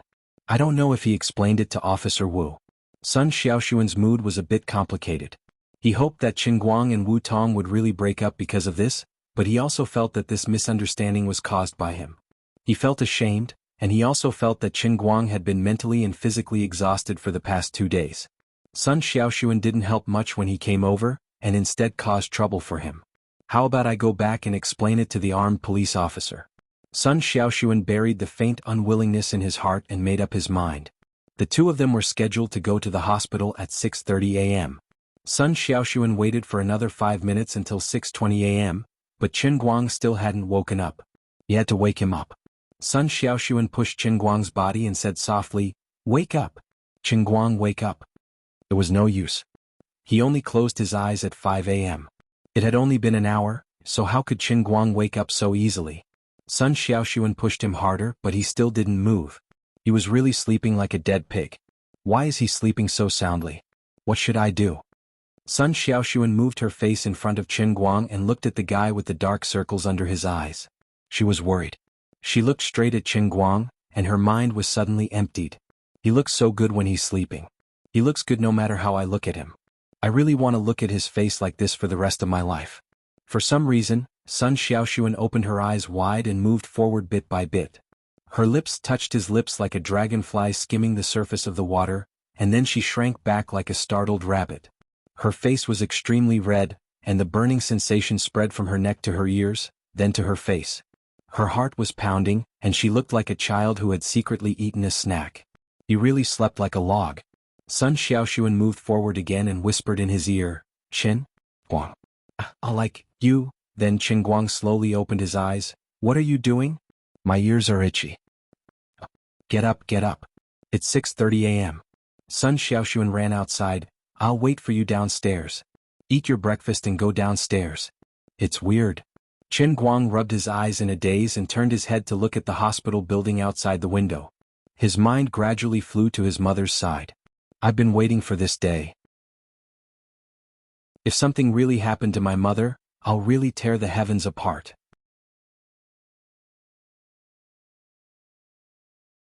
Chapter 284. Wu Tong lay in the waiting room of the branch office until 6 o'clock the next morning. She was woken up by her ringtone. When she opened her eyes, she saw that Tang Ying had finally replied. "What's up, D***M woman? I'm busy. I'm going into the operating room soon. I turned off my phone last night. I have a major operation today, so I need to rest." Wu Tong dialed Tang Ying's number. Tang Ying seemed to be having breakfast. Before Wu Tong could speak, Tang Ying said, "Let's make a long story short. I have a major operation today and it's a life-threatening one. I'll call you when I'm done." Tang Ying's mouth was stuffed with porridge buns and her words were muffled. She looked very anxious. Hearing that Tang Ying was really busy, Wu Tong knew that her idea of confiding in her best friend was completely dashed. She sighed. "Since you're busy, forget it." "What's wrong? Why are you sighing? This is not like the Wu Tong I know." Tang Ying and Wu Tong had known each other for more than 10 years. They were not biological sisters, but they were closer than that. Hearing Wu Tong's tone, Tang Ying knew that she had something on her mind. Wu Tong did not want to disturb Tang Ying's surgery by talking about her troubles, so she changed the topic. "By the way, what kind of surgery are you going to do? Why do you look so serious? Is it a complicated condition?" On the other side, Tang Ying gulped down a big mouthful of porridge. "It's not complicated. I've done it a few times before, so I'm familiar with it. It's a kidney transplant. But this is my first time being the chief surgeon since returning to China, so I can't take it lightly." Wu Tong's heart skipped a beat. She suddenly remembered that Qin Guang had said last night that his mother would be having a kidney transplant in Wujing City Hospital today. Could it be so coincidental? But on second thought, she realized that it was probably true. A kidney transplant was not a minor operation like an appendectomy. It might not even happen once a month. Is your patient called Feng Rong?" Last time when Qin Guang beat up Pan Jiang, Wu Tong had looked up his family's ID file, and she had already memorized the names of Qin Guang's parents. Tang Ying was shocked. "How did you know?" Wu Tong laughed. "Who do you think I am? Is there anything in Wujing City that I don't know?" Tang Ying rolled her eyes. She had finished her meal, so she put down the bowl and said, "I don't want to waste time with you. I'm off. Talk later." Tang Ying hung up the phone, got up, put on a white coat and walked out of the dorm. Since the day before yesterday, Feng Rong had been under 24-hour surveillance. Now she was finally going to the battlefield. Wu Tong hung up the phone and she felt her head was going to explode. It was only 6 o'clock in the morning, and there were only 2 colleagues on duty in the branch office. As for Wang Long, he had returned home last night when he realized that he couldn't help much. Wu Tong drove her Wrangler out of the police station's parking lot and looked at the Wujing City Hospital not far away. She hesitated for a while before she drove back to Wenxing town. At this moment, Qin Guang was in a fit of rage and had many things to do. So Qin Guang definitely wouldn't be in the mood to listen to his explanation. When the time was right, he would make an excuse to visit Tang Ying in the hospital and create an opportunity for them to meet. At that time, even if Qin Guang is still mad at me, Tang Ying is the chief surgeon who cured his mother. I should at least give her some face, right? Wu Tong knew Tang Ying's medical skills, and she didn't think anything would go wrong with Tang Ying as the chief surgeon. However, when she thought about the fact that she needed Tang Ying to mediate between them, she regretted it. This is all my fault. My brain must have short-circuited. Qin Guang didn't care about what Wu Tong was thinking. He quickly got up, washed up, ate breakfast and went downstairs with his bag. Sun Xiaoxuan stayed downstairs for a long time. He repeatedly scrutinized Qin Guang's movements, and after confirming that Qin Guang didn't notice his little tricks, he gradually calmed down. The two went straight to the hospital without delay. Sun Xiaoxuan wanted to help a lot, but after they arrived at the hospital, she could only watch from the side and couldn't help. Qin Guang and Qin Guili had a lot to sign, so Feng Rong didn't allow outsiders to approach. But Sun Xiaoxuan didn't expect to be of any help. She was satisfied just to accompany Qin Guang and wait for her outside. Time flew and it was 9 o'clock. Qin Guang and Qin Guili watched Feng Rong being pushed into the operating room. The door of the operating room was slowly closed. The father and son looked at each other and saw the deep worry in each other's eyes. Qin Guang, Uncle Qin, it will be fine. Dr. Tang is very famous. I found a lot of information about her on the internet. She is really famous. Sun Xiaoxuan walked over with his phone. Qin Guang and Qin Guili knew that it was useless to worry, so they simply sat down together after looking around for a while. 4 hours passed by slowly amidst the torment and waiting. The 4 hours were neither fast nor slow. It started at 9 o'clock in the morning and ended at 1 o'clock in the afternoon. During this period, Qin Guang and Qin Guili stood up and looked outside the operating room many times. They knew that it was useless and they couldn't see anything, but they couldn't control their mood to do such a meaningless thing. Qin Guang was actually quite sleepy at this time, but he couldn't close his eyes at all. He stared at the operating room door. Qin Guang, don't be afraid. It will be fine. Sun Xiaoxuan whispered to him. Qin Guang nodded and then shook his head. I know, but knowing it doesn't mean I can do it. During this period, the door opened several times, and the assistant came out twice to ask Qin Guili to sign. When he signed, Qin Guang and Qin Guili were constantly asking questions. However, the assistant was well versed in communicating with patients. Hence, he only managed to calm the two of them down, but he didn't make things clear. Tang Ying, the only person who could tell the truth to Qin Guang, was the chief surgeon inside and had no time to care about what was happening outside. Lu Fei, Zhong Bai, Wang Qin and the others arrived at about noon. They brought lunch for Qin Guang and the other two and then waited here with them. Finally, it was 1 o'clock in the afternoon, but the door was still not opened. At this moment, the hearts of Qin Guang and his son started to rise. Sun Xiaoxuan subconsciously grabbed Qin Guang's hand. He was also so nervous that his knuckles turned white. The usual kidney transplant surgery only took 4 hours, and it would only be slower if the surgery was not going well. The father and son looked at each other. Qin Guili said, there won't be any problems, will there? Qin Guang shook his head. No, it shouldn't be. This is the best kidney source. At 1:30, the door of the operating room finally opened. Tang Ying, who looked exhausted, pulled off her mask as she walked out. Qin Guang stood up and ran to Tang Ying. Tang Ying looked up at him and grinned. The surgery was very successful. Along with Tang Ying's smile, the sky and the earth suddenly became clear. The heavy pressure that had been weighing on Qin Guang's heart for nearly a year disappeared at this moment. God has eyes. Hearing Tang Ying's words and seeing the smile on her face, Qin Guang and his son felt that their hearts were about to fly.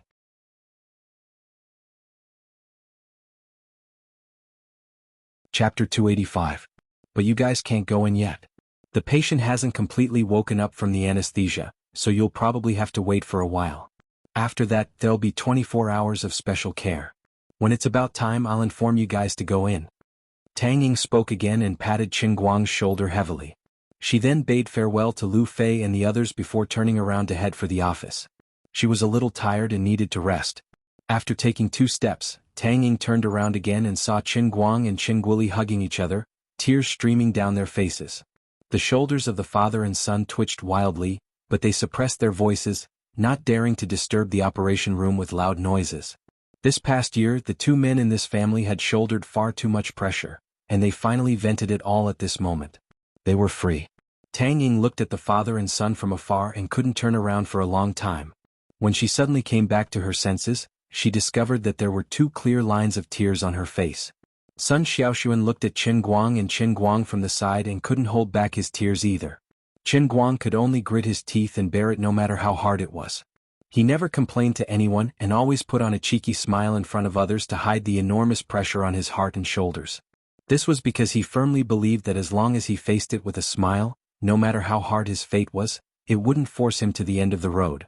Thank the heavens he endured it. This was because hidden under the mischievous appearance was a body that was as hard as iron. Wearing this armor made of iron, it was naturally able to withstand the thousands of cuts of life. In the most difficult time, Lioli appeared in his life with the transcending Holy Grail. Although there were many bumps until now, he still gritted his teeth and endured it with Lioli's help. Lu Fei stood to the side and looked at Qin Guang's almost tearful appearance. She recalled his incomparably domineering and cold-hearted attitude when he was racing. At this moment, the two completely different figures gradually overlapped. A strange emotion surged in the depths of her heart. Sun Xiaoxuan was in an even worse state. If it weren't for the many strangers around them and the fact that Qin Guang and his father were hugging each other and crying, she wouldn't have been able to muster up the courage to do so.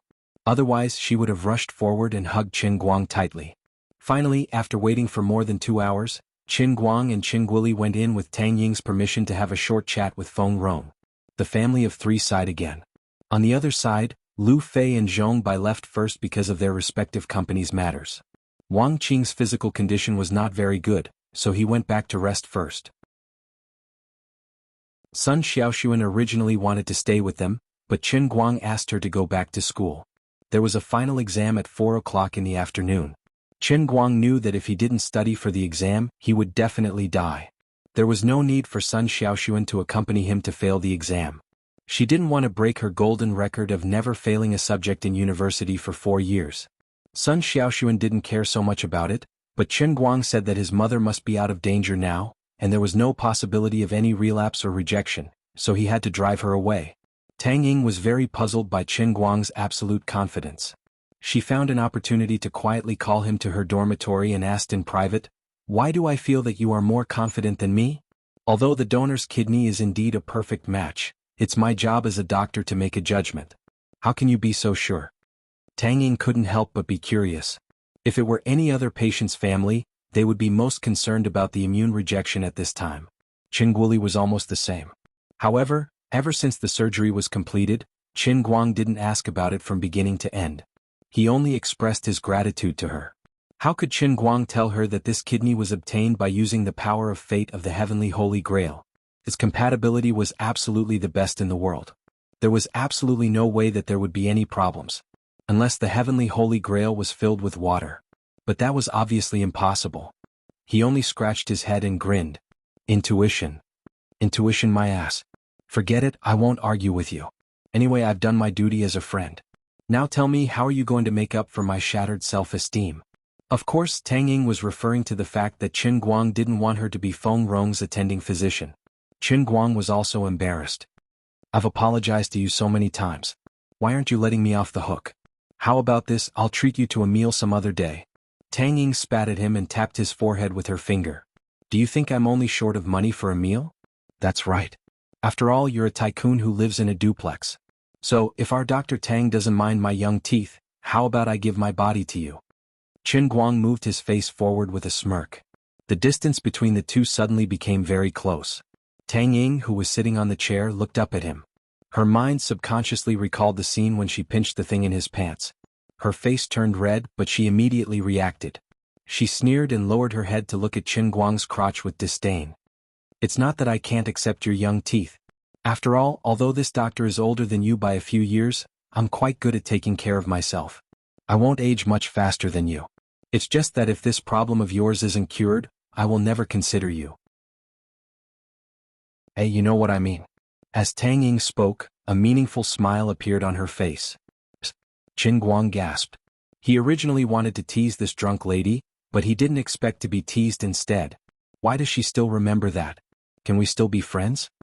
Hey, let me put it this way. I'm doing your mother's surgery. Maybe you think I'm doing you a big favor, but I don't think so. Your mother is my patient. It's only natural for a doctor to treat a patient. It doesn't count as me repaying you for saving me from being molested. Anyway, I've made up my mind. For a boy of your age, this problem is indeed difficult to talk about. You must be too embarrassed to look for a doctor. I can understand that. So, leave your disease to me. Promise me don't give up on treatment, okay? As Tang Ying spoke, she stood up and patted Qin Guang's shoulder with her right hand. She lowered her head and looked at him with a burning gaze. I really didn't. Qin Guang was about to cry. He was in a good mood today, so much so that he was a little too arrogant. He actually dared to tease this lady. Now he really regretted it. He wished he could eat his own tongue. Trying to explain is equivalent to covering up. I understand. It's also an illness if it's too short and it can be cured. Alright, I'll stop bickering with you. You won't be able to enter the ICU for the next 2 days. I think you should go back to school and take your exams. You won't be of much help here anyway, Tang Ying said as she walked out of the dorm room, leaving Qin Guang alone in the lonely wind. After she opened the door, she turned her head and looked at Qin Guang with a smile. Out of the blue she said, You've changed.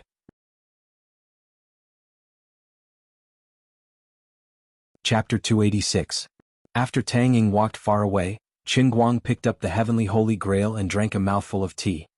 He lowered his head and caressed the cup, thinking to himself, perhaps she's right, I have indeed changed. In the past, no matter how much he fooled around, there would always be something hidden in his heart that he couldn't get rid of. But from today onwards, Qin Guang knew that he was different from the past. Perhaps he could put it in another way. Could he return to the person he was a year ago? Living a carefree life of the rich generation? But when he thought of this, he couldn't help but laugh out loud. You can be smug all you want, but don't blame this empress for not saying the ugly words first. The power of destiny has already completely helped your mother, and your punishment realm may descend at any time. At this moment, Liuli's voice rang out in his heart. Hey, what do you mean by descending at any time? Can you give me a more precise time? What exactly was the realm of punishment? Can we give you some information in advance? I'm so freaking panicking. Qin Guang asked in a panic. Liuli's figure gradually appeared in his mind. This woman was really frugal. She still didn't wear the lustrous feather dress, and even the white mist that was used to cover her body was reduced to a shrunken version, only covering the most important parts of her body. Even her belly button was exposed. Clearly, after being taken advantage of by Qin Guang last time, she had decided to give up. She shrugged. I can't. Why? Because I don't know what it will be, so I can't tell you either. F***ck. Are you F***king kidding me? A dignified god emperor is so weak? Don't waste your breath. In any case, just deal with the situation as it comes. I can give you a little reminder. Think about it, what is this so-called fate? You touched the fate of your loved ones and obtained benefits. Then, how do you think fate will punish you? The more you gain, the more you will lose. You can slowly ponder over this sentence. This old lady won't be accompanying you. After saying that, Liuli's figure gradually faded, intending to escape. What are you going to do? Qin Guang stopped him. Liuli smiled proudly. As the financial steward of the Savior, I have to learn some knowledge. You mortals are really interesting. It's just the principle of bartering, but you call it commerce. There are so many tricks in it. It's really broad and profound. I've never seen anything so interesting in the 10 billion years I've lived in the endless god realm. It's the best way to pass the time. This emperor is leaving. Lori was right. Given her status in the endless divine realm, as the daughter of the master god of chaos, she could have anything she wanted. Even if she occasionally made a deal, it would be nothing more than using something stolen from the master god of chaos to trade for something else. Business was a new field of study for her. This time she really ran away. Qin Guang's face was ashen as he held the cup. He felt his heart ache when he thought of the 183 million in his UBS account. This feeling was basically the same as opening a chicken farm at home and having 700 or 800 weasels living on the mountain next door. It was impossible to guard against and completely hopeless. Should I secretly turn all of it into cash and bury it in the ground? Just as this thought emerged in his mind, Liuli's voice immediately came again. It's useless even if you turn it into cash. I have ways to make you obediently submit. I advise you to be sensible and not force me to use my ultimate move. F***ck. A naked threat. I can't do anything about it. My family's cheat is so high-end. She's actually threatening me. This is so F***king ridiculous. Alright, I admit it. I can indeed return to my old self from a year ago, a carefree, poor second generation. Rich second generation, whatever, just let it go with the wind. When Qin Guang returned to the school dormitory, it was already past 6 in the evening. Lin Jingwei and the others had just finished their exams and were rushing back. Qin Guang also called Sun Xiaoxuan, Gao Ye, and Zhuo Jingxi and booked a table at the elegant pavilion outside the school. Before coming back, he had said that he would treat these few people who knew that he had made a fortune and were the closest to him. At the same time, he would treat it as a celebration of the great success of his mother's surgery. In addition, Qin Guang also planned to drag the whole class to a food stall in Wenxing Town after he finished the remaining 4 environmental physics and modern chemistry exams the day after tomorrow. There was no other way. That was how confident he was when he was rich. It was better to spend some of it before he squandered it all for Liuli. It would be too sad to return to being a pauper without enjoying the life of a rich person. Oh right, since Liuli was burning at least tens of thousands of phone bills every month, he might as well go to the business office later and slap her for $1 million in phone bills. That's right, I'm such a tycoon. I feel uncomfortable if I don't top up $1 million in phone bills every time.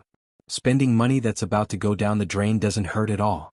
Oh right, the little girl in the business office in town seems to be quite pure.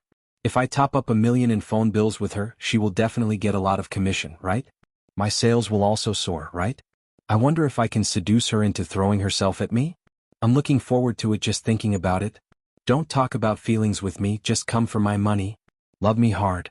As he thought about it, he was almost drooling. Do you guys think Brother Guang's illness is acting up? Why don't we take him to the school hospital? I'm getting goosebumps from seeing him like this.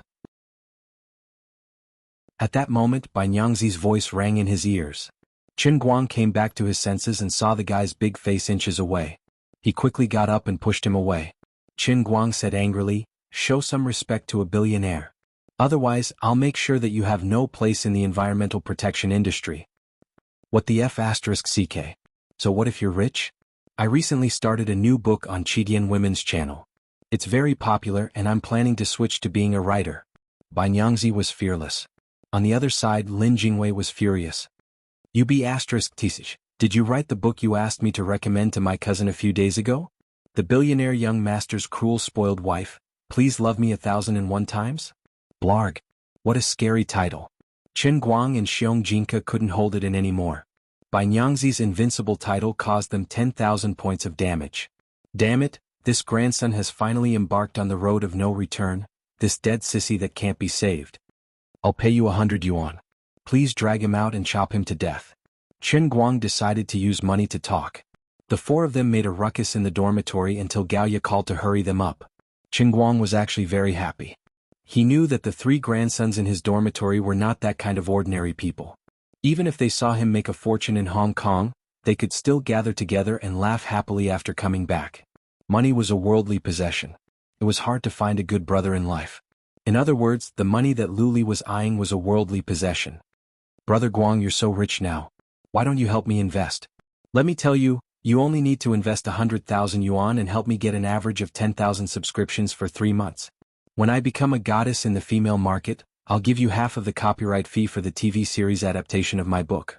I guarantee that you'll earn 2 million yuan. Well, except for Bai Nyangzi. He didn't need a brother like this. Qin Guang and the other 2 kicked Bai Nyangzi, the new goddess in the female market, into the flower bed. The 3 of them said in unison, "We'd better break off our friendship with him." Unfortunately, Zhuo Jingxi, who had come to pick up Bai Nyangzi, saw the 3 of them bullying him. She rushed forward and taught Qin Guang a lesson. "What are you doing? Why are you bullying Bai Fan?" Zhuo Jingxi had the air of a counselor. Qin Guang pointed at Bai Nyangzi and said, "He's been writing a web novel recently. It's for the female market. The title is Billionaire Young Master's Cruel Doting Little Wife, Please Love Me 1001 More Times. What do you think, Teacher Zhuo?" Zhuo Jingxi took a step back. "Please kick him further away. You bunch of inhumane people. You're killing the dream of a young literary man." Bai Nyangzi roared angrily as he watched the 4 of them walk away. Chapter 287. Qin Guang hadn't been so relaxed in a long time.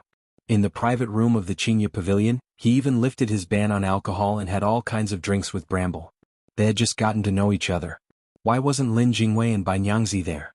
That was because the 2 of them pretended to be dead on the table not long after the fight started. Only Xiong, a fierce tiger by the Mudanjiang River, could keep up with Qin Guang's rhythm. Sun Xiaoshuan wanted to persuade Qin Guang to drink less, but Zhuo Jingxi pulled him back and whispered, "It's okay. He's happy today, so it's okay to drink a little more. He's been holding these things in his heart for a whole year. Now that he's finally free, it's better to drink to release his mood. Otherwise it's very tiring to keep it bottled up all the time." Sun Xiaoshuan nodded, thinking that Teacher Zhuo understood people better. Zhuo Jingxi just smiled as she watched Qin Guang and Xiong compete with each other. She was also filled with emotion. Who would have thought that this inconspicuous guy could drive the scum Wang Ren out of school, shoulder the burden of his family, and quietly leave a miracle in Xiangjiang that countless people would look up to? Gaoya quietly pulled on Sun Xiaoshuan's sleeve and whispered, "Look at the way Teacher Zhuo looks at Qin Guang. Something's wrong." Sun Xiaoshuan rolled his eyes at her. "Don't talk nonsense. Why did you draw a turtle on Lin Jingwei's face?" "I've been learning how to draw comics recently. I saw that his face is quite big, so it's easy to draw." Xiong felt like he had run into a ghost today. Before Qin Guang's family went bankrupt, the 4 of them often went to the school to drink beer and barbecue. If he remembered correctly, Although Qin Guang's alcohol tolerance was good, it was only slightly better than Lin Jingwei and Bai Nyangzi. As the Tiger of the Northeast, it was not difficult for him to take down 3 people by himself. It was just that it was very tiring to be responsible for carrying 3 people at a time. In the past year, because of Qin Guang's family matters, everyone rarely came out to drink. Qin Guang himself almost didn't drink because he had to drive. Xiong'er never had the chance to show off his superiority in drinking. But what was going on today? Was this guy on steroids or something? His alcohol tolerance was completely unreasonable. Did he become a leaky spoon or a bottomless pit? Cup after cup, he simply couldn't stop. However, he didn't get drunk even after 1,000 cups, and he didn't collapse no matter what. Xiong'er felt that he could not hold on any longer, but he felt that as the god of wine, the more he was in a life-and-death situation, the more he couldn't be a coward and he couldn't stop it. Poor Xiong'er didn't know that Qin Guang had been reborn since a month ago. As the second officer of the En Royal, a veteran pirate famous in the Sea of Time, apart from being able to fight without fear of death, how could his life as a pirate not be stimulated by alcohol? The Sea of Time from the 8th tier of the Heavenly Holy Grail was just that useful, and the effect was just that obvious. Apart from practicing English well for Qin Guang, and leaving behind a body of pirate fighting skills, he also inherited the alcohol tolerance that he had trained by drinking big mouthfuls of hard liquor at sea. It was just that Qin Guang didn't drink much in the past. Finally, Xiong Jinka's head tilted to one side and he fell down. Qin Guang laughed like a victorious general and pointed at Xiong'er's head. Poor weakling. Fight with me? Practice for another 20 years. Save it. You only know how to drink and you don't even know how to pick up food. Won't the table full of dishes be wasted? Won't your stomach hurt? Zhuo Jingxi said as she picked up a piece of crystal twice-cooked pork and put it in Qin Guang's bowl. Although Sun Xiaoxuan told Gao Ye not to talk nonsense, he immediately stuffed a fat crystal pork knuckle into Qin Guang's bowl. At this time, Qin Guang was actually a little drunk, and he couldn't react to the secret confrontation between Sun Xiaoxuan and Zhuo Jingxi. He just ate happily. When they paid the bill and were ready to leave, Lin Jingwei and Bai Nyangzi, who had raised the white flag at the beginning, came back to their senses. Obviously, these 2 guys had rich experience in pretending to be dead at the table. Poor Lin Jingwei, who had been sober the whole time, was forced to endure Gao Ye's graffiti until Gao Ye painted 8 turtles all over his face. It was true love. When the 7 of them returned to the academy, Qin Guang took the lead with Sun Xiaoxuan and Zhuo Jingxi standing by his side to prevent him from suddenly going crazy when he's already 80% drunk from going crazy. Lin Jingwei and Bai Nyangzi carried Xiong Jinka, who was as heavy as Mount Tai, with one arm on each side. They couldn't wait to throw him to the side of the road. Sun Xiaoxuan pulled Qin Guang, who had tripped with his left foot, and said anxiously, "Slow down, Qin Guang. You're drunk." Drunk? Don't joke, I'm not drunk. This little bit of alcohol is nothing. Back then, when I was on the Shiyu Sea, I drank more than this and I could still rush to someone's boat and kill him. Qin Guang waved his hand, refusing to admit that he was drunk. He picked up his phone and called Wenwen. He really wanted to share his feelings with her at this time. Usually, he would be worried about contacting Wenwen in front of Sun Xiaoxuan and Zhuo Jingxi. But now he didn't think about it at all. It was a pity that Wenwen had already returned to Beijing. Her final exams had ended 2 days earlier, and she had left last night. It seemed that something urgent had happened at home. Qin Guang felt exceptionally regretful. Luckily, before he hung up, Wenwen had added that he would look for her after the results of the CET4 were out. She would not go back on her word. At this moment, Qin Guang's mood instantly turned better. What did you bet with Wenwen? Sun Xiaoxuan, who was beside him, popped his head over and asked. Qin Guang chuckled. Heaven's secrets must not be revealed. The next 2 to 3 days were perhaps the most relaxing and enjoyable days Qin Guang had spent in the past year. Unlike the others who still had to prepare for the environmental physics and modern chemistry foundation exams, Master Guang was decisive from the beginning and did not expect to pass. The kneeling posture of failing the exams was also quite straightforward. This kind of carefree feeling of surrendering before the battle had even begun was something that his comrades who were barely on the verge of failing the exams could not be envious of. B*TC. We're still sprinting tirelessly, can you not turn on the game? Lin Jingwei and the others protested in all sorts of ways. Qin Guang simply shook his head. Do you guys want me to turn on the stereo and share the happy gaming experience? If you guys plan to take the makeup exams with me when school reopens, I don't mind you guys playing games with me. After waiting for about 2 days, Feng Rong was successfully transferred back to the intensive care unit.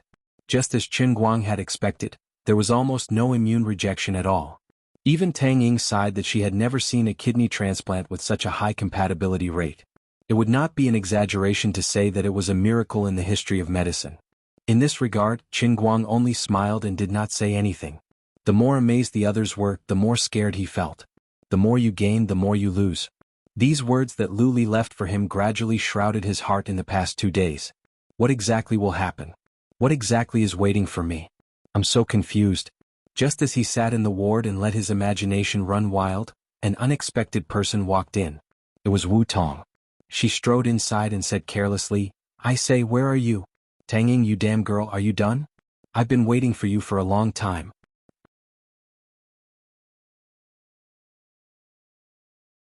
Chapter 288. Wu Tong strode into the ward, calling Tang Ying's name. In her heart, she muttered, "Brat, this is a chance encounter that I created with my own hands. You can't stop me from taking advantage of it, can you?" Then, just as she had expected, Qin Guang, Tang Ying, and Feng Rong all turned their heads to look at her in confusion. "Didn't I tell you to wait for me in the office? What are you doing in the ward?" Tang Ying frowned. She felt very puzzled. Wu Tong had come to the hospital to look for her more than once, but she had never barged in when she was making ward rounds with patients. Did she have something urgent to do today? As she spoke, Tang Ying came over and pushed Wu Tong out. She turned to Qin Guang and his mother and said, "Excuse me, this is my good friend Wu Tong." Then Tang Ying immediately whispered in Wu Tong's ear, "Go to my dormitory first. I'll be there in a few minutes. I don't know what's so urgent about you. Don't come to my patient's room." However, Wu Tong used a little strength to stop Tang Ying. It was not easy for her to barge in. How could she be pushed away so easily? Then she turned to look at Qin Guang with a very complicated expression. There was the surprise of a chance encounter, a hint of surprise and a little bit of anxiety. She said, "Qin Guang, why are you here?" In such a short moment she had perfectly acted out her original intention of looking for Tang Ying, but in fact she was here to meet Qin Guang by chance. With such acting skills she could win the Oscar for Best Actress and the Palme d'Or. Qin Guang was really fooled by her. There was a touch of embarrassment on his face. He forced a smile and said, "Hi." He didn't expect that Wu Tong would appear in his mother's ward. What he said to her that day was quite excessive, and it was clear that he wanted to cut ties with her and become a stranger.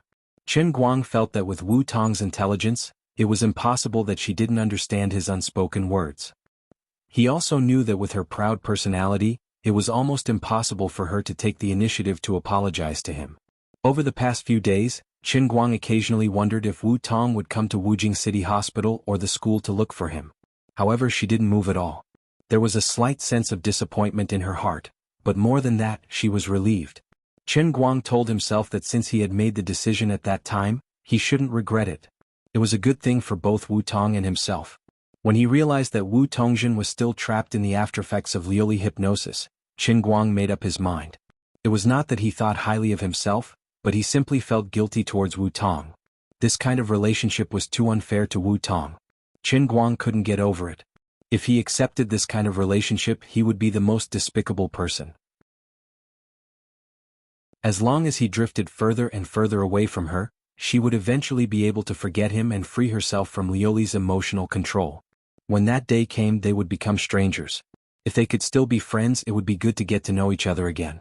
If they were destined to become strangers, it would be considered as an explanation to her. However, Qin Guang never expected that he would reunite with her like this. It was completely unexpected. "You guys know each other?" Tang Ying, who was also kept in the dark, first looked at Qin Guang, then turned to look at Wu Tong. Wu Tong nodded. "Yeah, of course we know each other." Qin Guang also nodded and stood up. "Hello, Sister Wu Tong. This is my mom, Feng Rong. Mom, let me introduce you. This is Wu Tong, my..." Before Qin Guang could finish his sentence, Wu Tong had already come up to him and patted his shoulder. She was completely different from how she was when she was quarreling with Qin Guang a few days ago. "Hello, Auntie Feng. Qin Guang hasn't had the time to tell you and uncle yet, right? He acknowledged me as his sister some time ago." Before the dumbfounded Qin Guang could react, Wu Tong turned around and smiled at Tang Ying. "Hey, what a coincidence. Tang Ying, Qin Guang is the younger brother that I've just acknowledged."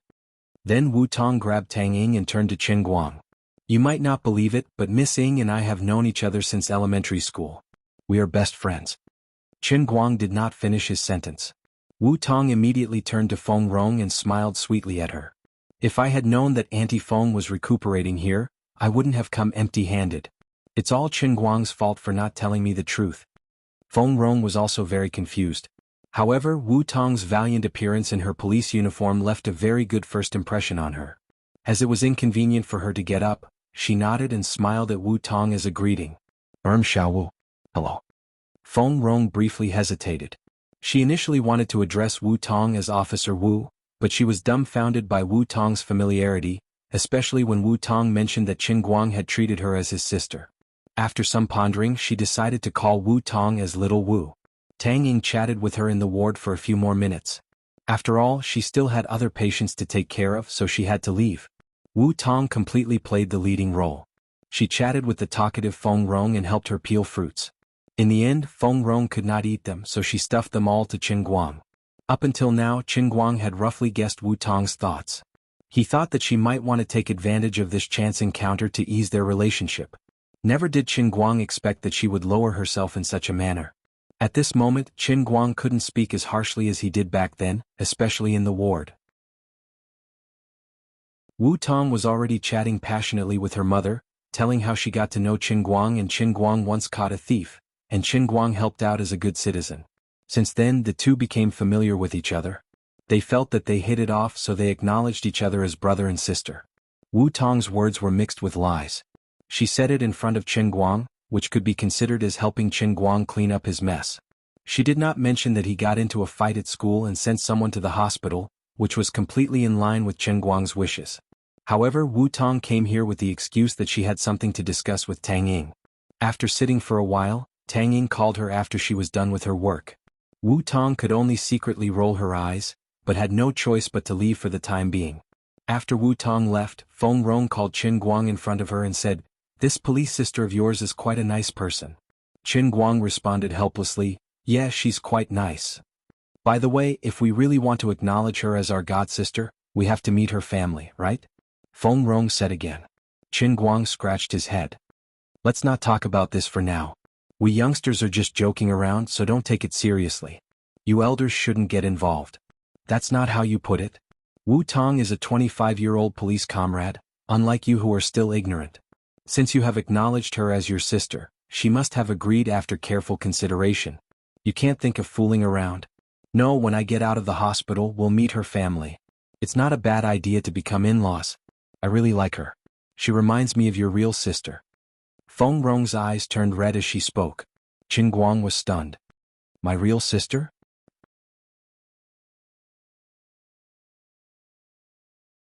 Chapter 289. Feng Rong nodded. "If she was still alive, she would be 25 years old, right?" Qin Guang felt that something was amiss.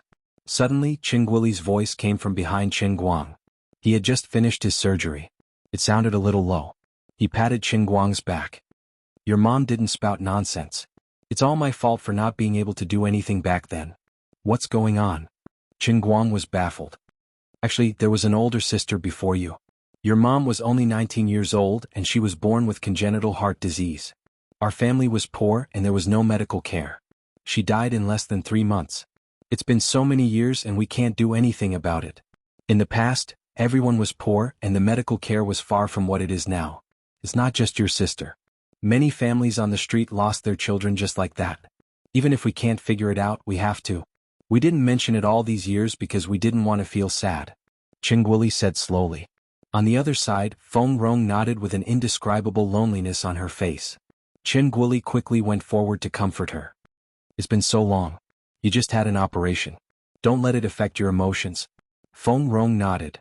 "I know. I just couldn't hold it in." After that, she raised her head and looked at Qin Guang. "I really like Wu Tong and this is fate." Feng Rong explained Wu Tong's background to Qin Guoli. Qin Guoli thought it was a good idea. Although Qin Guang seemed unreliable most of the time, the couple had always trusted his judgment. Qin Guang had taken the initiative to ask someone else to be his sister, and Wu Tong was a police officer and likable. It was a good idea for them to become in-laws. Of course, to Qin Guoli, Feng Rong was the main reason. As long as his wife liked her, he would support her unconditionally. Seeing that the two of them were getting more serious, Qin Guang was helpless and could only bite the bullet.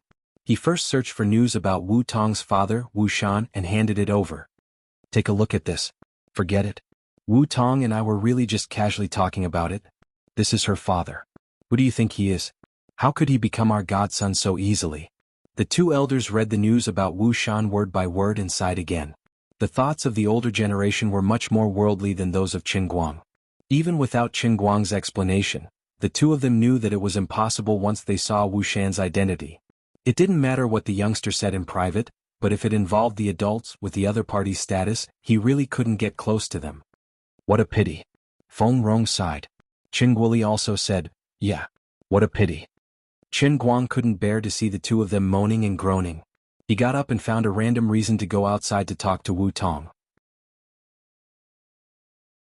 He thought that although his parents understood Wu Tong's family background and knew that it was impossible for them to become in-laws, Wu Tong still had to explain herself if he wanted them to stop feeling regretful over this kind of thing. Back then, she had said the joke in front of his mother, and even made his mother fall in love with him because of his biological sister, who had passed away, which he didn't know about. He couldn't just ignore it. Up until now, Qin Guang really thought that it was purely a chance encounter. Perhaps Wu Tong really felt apologetic about what happened that day, so when she saw him, she made such a prompt decision to ease their relationship. But the more Wu Tong showed that she cared about Qin Guang, the more uncomfortable Qin Guang felt. The root of the matter was because of Liuli's god-level hypnosis. She said that emotional control was better than mental control, but in the end, the repercussions were so severe. If he had known that this day would come, Qin Guang would never have agreed to emotional control. Now he couldn't figure out how he should get along with Wu Tong. Although they were friends, she seemed to be more than friends but not lovers. Although they had feelings between a man and a woman, it was impossible to erase the hypnosis that made her fall in love with him for a short period of time. In fact, Qin Guang secretly felt that even ordinary friendship couldn't get rid of the influence of that hypnosis. Otherwise, why would Wu Tong treat him so differently when she had interacted with so many people? Qin Guang looked up at the sky and sighed. I didn't want to be pretentious, but I had no choice but to be pretentious in this situation. He couldn't get over it, especially when Wu Tong actually took the initiative to humble herself after seeing him, which made him feel even more apologetic. On the other hand, Tang Ying thought that Wu Tong really had something important to do, so she hurriedly finished her work and returned to the dormitory. From the beginning, Wu Tong came for Qin Guang, so how could she really find anything important to tell Tang Ying? After being asked again and again, she had no choice but to beat around the bush. However, the more Wu Tong tried to be secretive, the more Tang Ying took it seriously, and the more she thought that she really had encountered some big trouble that she couldn't talk about. Tang Ying was almost driven mad by Wu Tong's taiji fist. Finally, she flipped out. I say, what are you doing? I thought you had something important, but you didn't say anything? Are you trying to suffocate me to death? Wu Tong's head was full of bumps from Tang Ying's interrogation. She regretted it so much that her intestines turned green. If she had known earlier, she wouldn't have barged into the ward. She should have sat in her office and waited for Qin Guang to walk into the trap. Seeing her bashful look, Tang Ying said anxiously, what is it? Just say it. It's definitely not about watching a movie or something like that. Don't try to fool me. You can't be pretending to look for me, but you're actually looking for Qin Guang, right? As soon as the words came out of her mouth, something flashed across Tang Ying's mind. She pretended to be enlightened. Oh yeah, didn't you ask me on the phone the other day if the patient's name was Feng Rong? You should have known about it long ago. Why do you look like you don't know about it at all today? What's going on? Wu Tong didn't expect Tang Ying to be so quick-witted and expose her in an instant. How could she admit that she had a conflict with Qin Guang in front of her best friend and that she was here to admit defeat? She stubbornly said, what nonsense are you talking about? It's really a coincidence. I know that Qin Guang's mother's name is Feng Rong. I bumped into him by chance when I came to your place last time. He said that he brought his mother to the hospital for a minor illness. I just said it subconsciously that day. Who would have thought that I would actually guess it correctly? Fine. You can say whatever you want. I can't be bothered to argue with you. I'm not as free as a third-generation heir like you. You can do whatever you want. I'm going back to work. At this point, Wu Tong still refused to admit it. She only said it was a coincidence. Tang Ying had no choice but to roll his eyes and leave. Hearing the door open, Qin Guang, who was eavesdropping on the conversation outside the dormitory, dodged and hid in the corridor next to him. With his back against the wall, Qin Guang was at a loss. Tang Ying couldn't figure it out, but Qin Guang immediately understood. Wu Tong had come to look for him on purpose today. The so-called coincidence was just her doing it on purpose. She just wanted to create an opportunity for herself to appear in front of him. Why did you do this?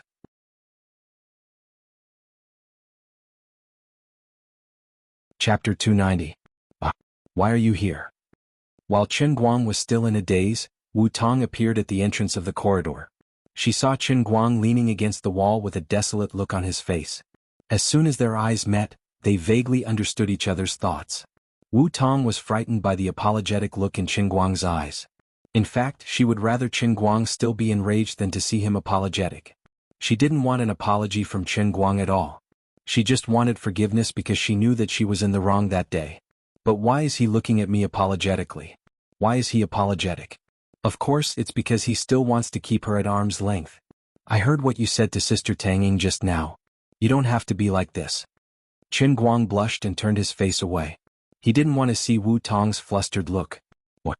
You heard everything? Wu Tong's face turned red in an instant. She thought, what should I do now? It wasn't easy for me to create this chance encounter, and now I've ruined it. How embarrassing.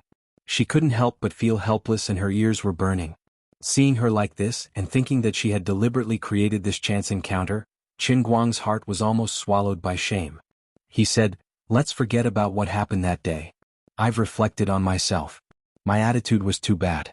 If I had calmed down and explained it to you, things wouldn't have turned out this way. I'm sorry. Wu Tong came back to her senses and waved her hands anxiously. No. It's my fault. Qin Guang, listen to me. Wu Tong didn't want to give him a chance to speak again. She continued like a machine gun. I really didn't know what happened that day. If I had known that your mother was going to have such a big operation, I definitely wouldn't have pestered you endlessly. Yes, I know my behavior at that time seemed ridiculous. I was indeed pestering you endlessly. But I don't know why did it turn out like this? Qin Guang shook his head. Don't. You really don't have to blame yourself.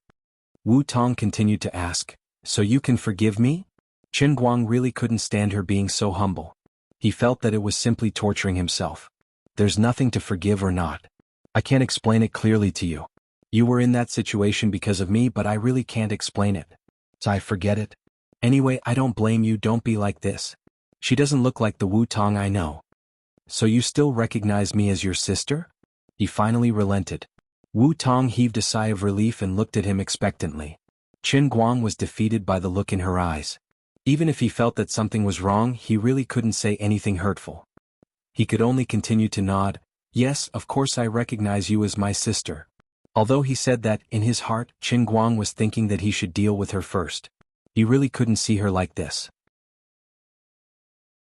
Anyway, he would agree to it today and contact her less in the future. Slowly their relationship would fade, wouldn't it? Suddenly, when he said that he recognized her as his sister, his heart inexplicably palpitated. An extremely strong sense of crisis suddenly appeared, but it flashed and then disappeared without a trace.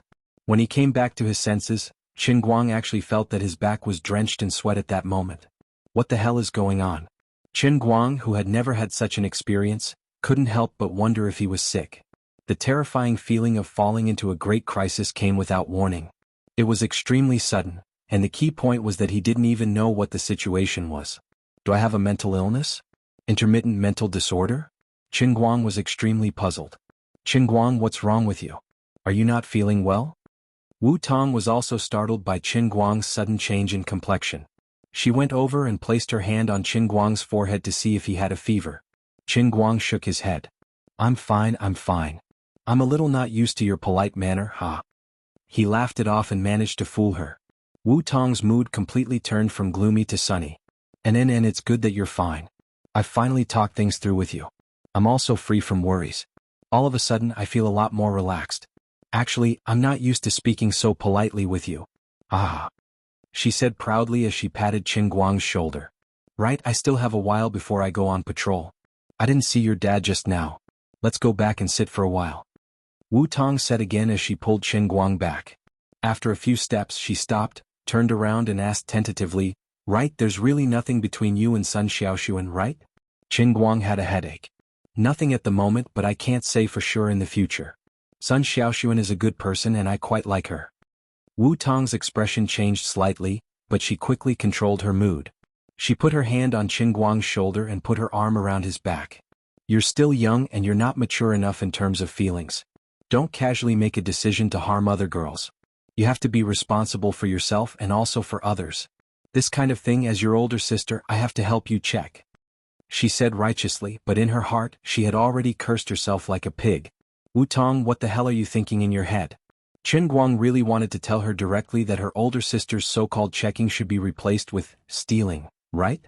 But in the end he didn't say it because he knew that Wu Tong wouldn't admit it. Right, how did you practice your acting skills? I was completely fooled by you before, and I thought it was a coincidence that you came to find me. In order to prevent her from being too arrogant, Qin Guang decisively decided to expose her scars first. Unexpectedly, he underestimated Wu Tong's shamelessness. As long as he talked it out with him and returned to his normal state, Wu Tong would not be caught by his little tricks.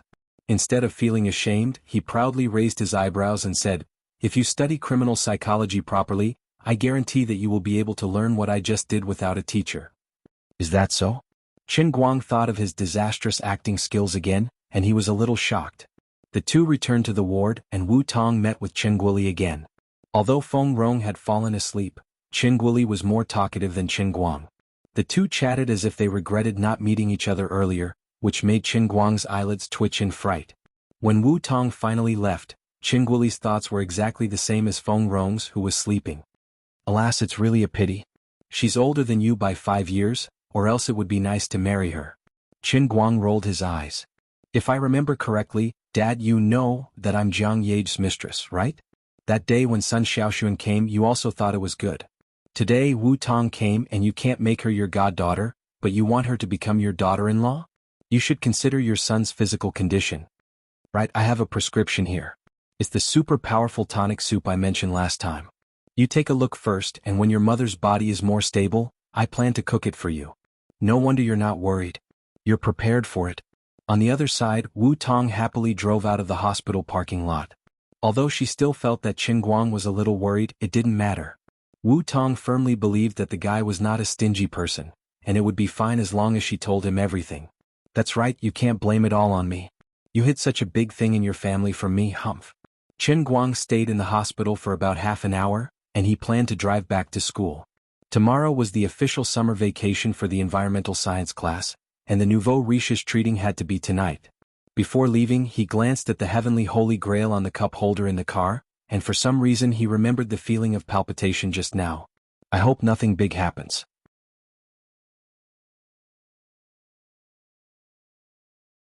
Chapter 291. Everyone in the class knew that Qin Guang had gone out to earn a lot of money, but no one knew how much he had earned except for his third grandson and Sun Xiaoxuan's two best friends. Qin Guang didn't need to tell them to keep it a secret. They all knew that Qin Guang didn't want everyone to know. 100 million was still too much for an ordinary university student. If it really got out, it wouldn't take more than half a day for the whole school to be in an uproar. University students were still students. If any of them succeeded in starting a business and earned millions a year, they would be idolized by their peers in the school, not to mention Qin Guang, who had earned nearly 200 million in a few days. No matter how the money came about, the winner takes all. He had done it, and that was his capability.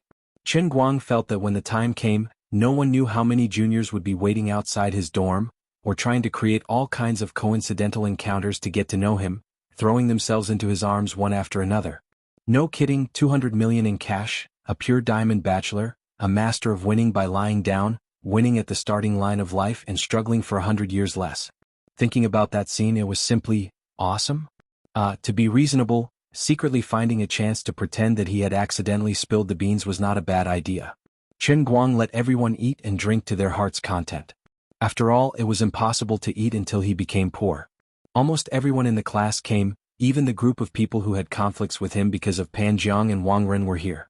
Only Ren Yuan was missing, but no one cared about him. Qin Guang didn't mind that these people appeared at the table. They came to him humbly, so he didn't need to lower himself to their level and lower his status for no reason. Qin Guang also drank quite a bit.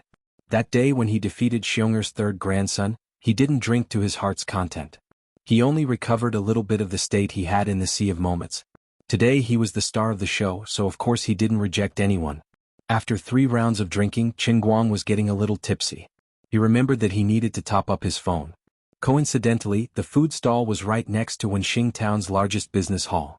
Hence, Qin Guang greeted everyone before he walked over with a shake of his head. Sun Xiaoxuan hurriedly caught up to him and asked what he was going to do. The rich old master Guang waved his hand. The old man is going to top up his phone. All right, sit down. I'll help you recharge with PayPal. How much do you want to charge?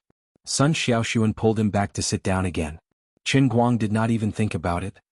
Help me top up, 1 million yuan. The 7 or 8 people sitting at the table were silent. Even Sun Xiaoxuan and Gao Ye, who knew he was super rich, looked at him as if he was an idiot, let alone the others. Idiot, even if you're drunk, you shouldn't act like this, right? The people at the next table who didn't know each other started to complain first. Usually, at a time like this, there was no need for Qin Guang and the others to say anything. What would happen next was obvious. Immediately, Lin Jingwei and Bai Nyangzi, who drank the least, turned their gazes to where Xiong'er was sitting. *CK. He's already gone. Brother, your behavior is super simple. Xiong'er, the walking firecracker in human form, had already appeared in front of the people at the table. His desire to fight was 10 times stronger than that of a fighting race. Can you King say one more word? Do you believe I won't beat you to death? Xiong'er's breath reeked of alcohol. His face was red as he stood by the table, panting with rage. He waved his fists as he spoke, already in a pre-battle state. He was a big guy with a thick back and a bear's waist. Coupled with his half-drunk image, he was overbearing and had the ability to magnify aggro. He was the perfect choice for a main tank to pull aggro. The people in front of him were also tough. Faced with Xiong'er's provocation, they didn't back down at all. They slammed the table and stood up. What, you want to fight? I don't want to fight. I want to fight. Mother *Curs, you started the fight first and now you're King arrogant?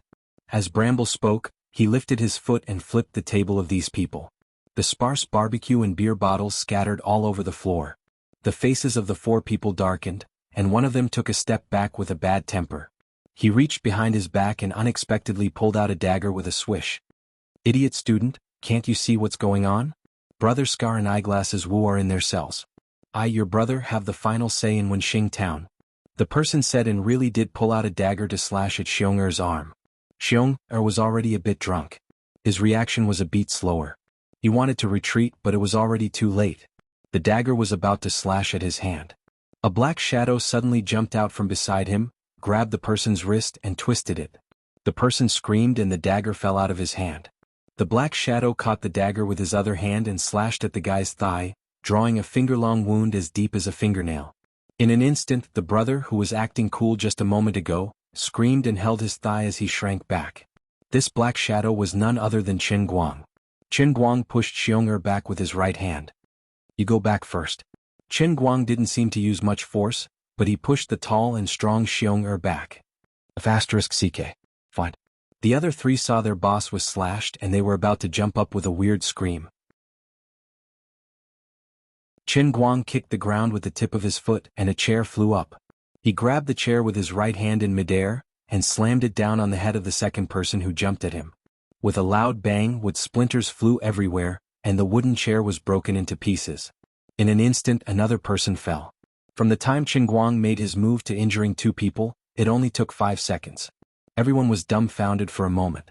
On the other side, the 20 or so boys in the environmental engineering class gathered around him. No matter what happened, since they were fighting, they had to stand together. The 4 people were suddenly surrounded and they began to panic. The other 2 who didn't have time to make a move didn't dare to move. You don't mess around. You're just students, think carefully. On the towns? The person whose thigh was slashed by Qin Guang covered the wound with his hand and said hurriedly.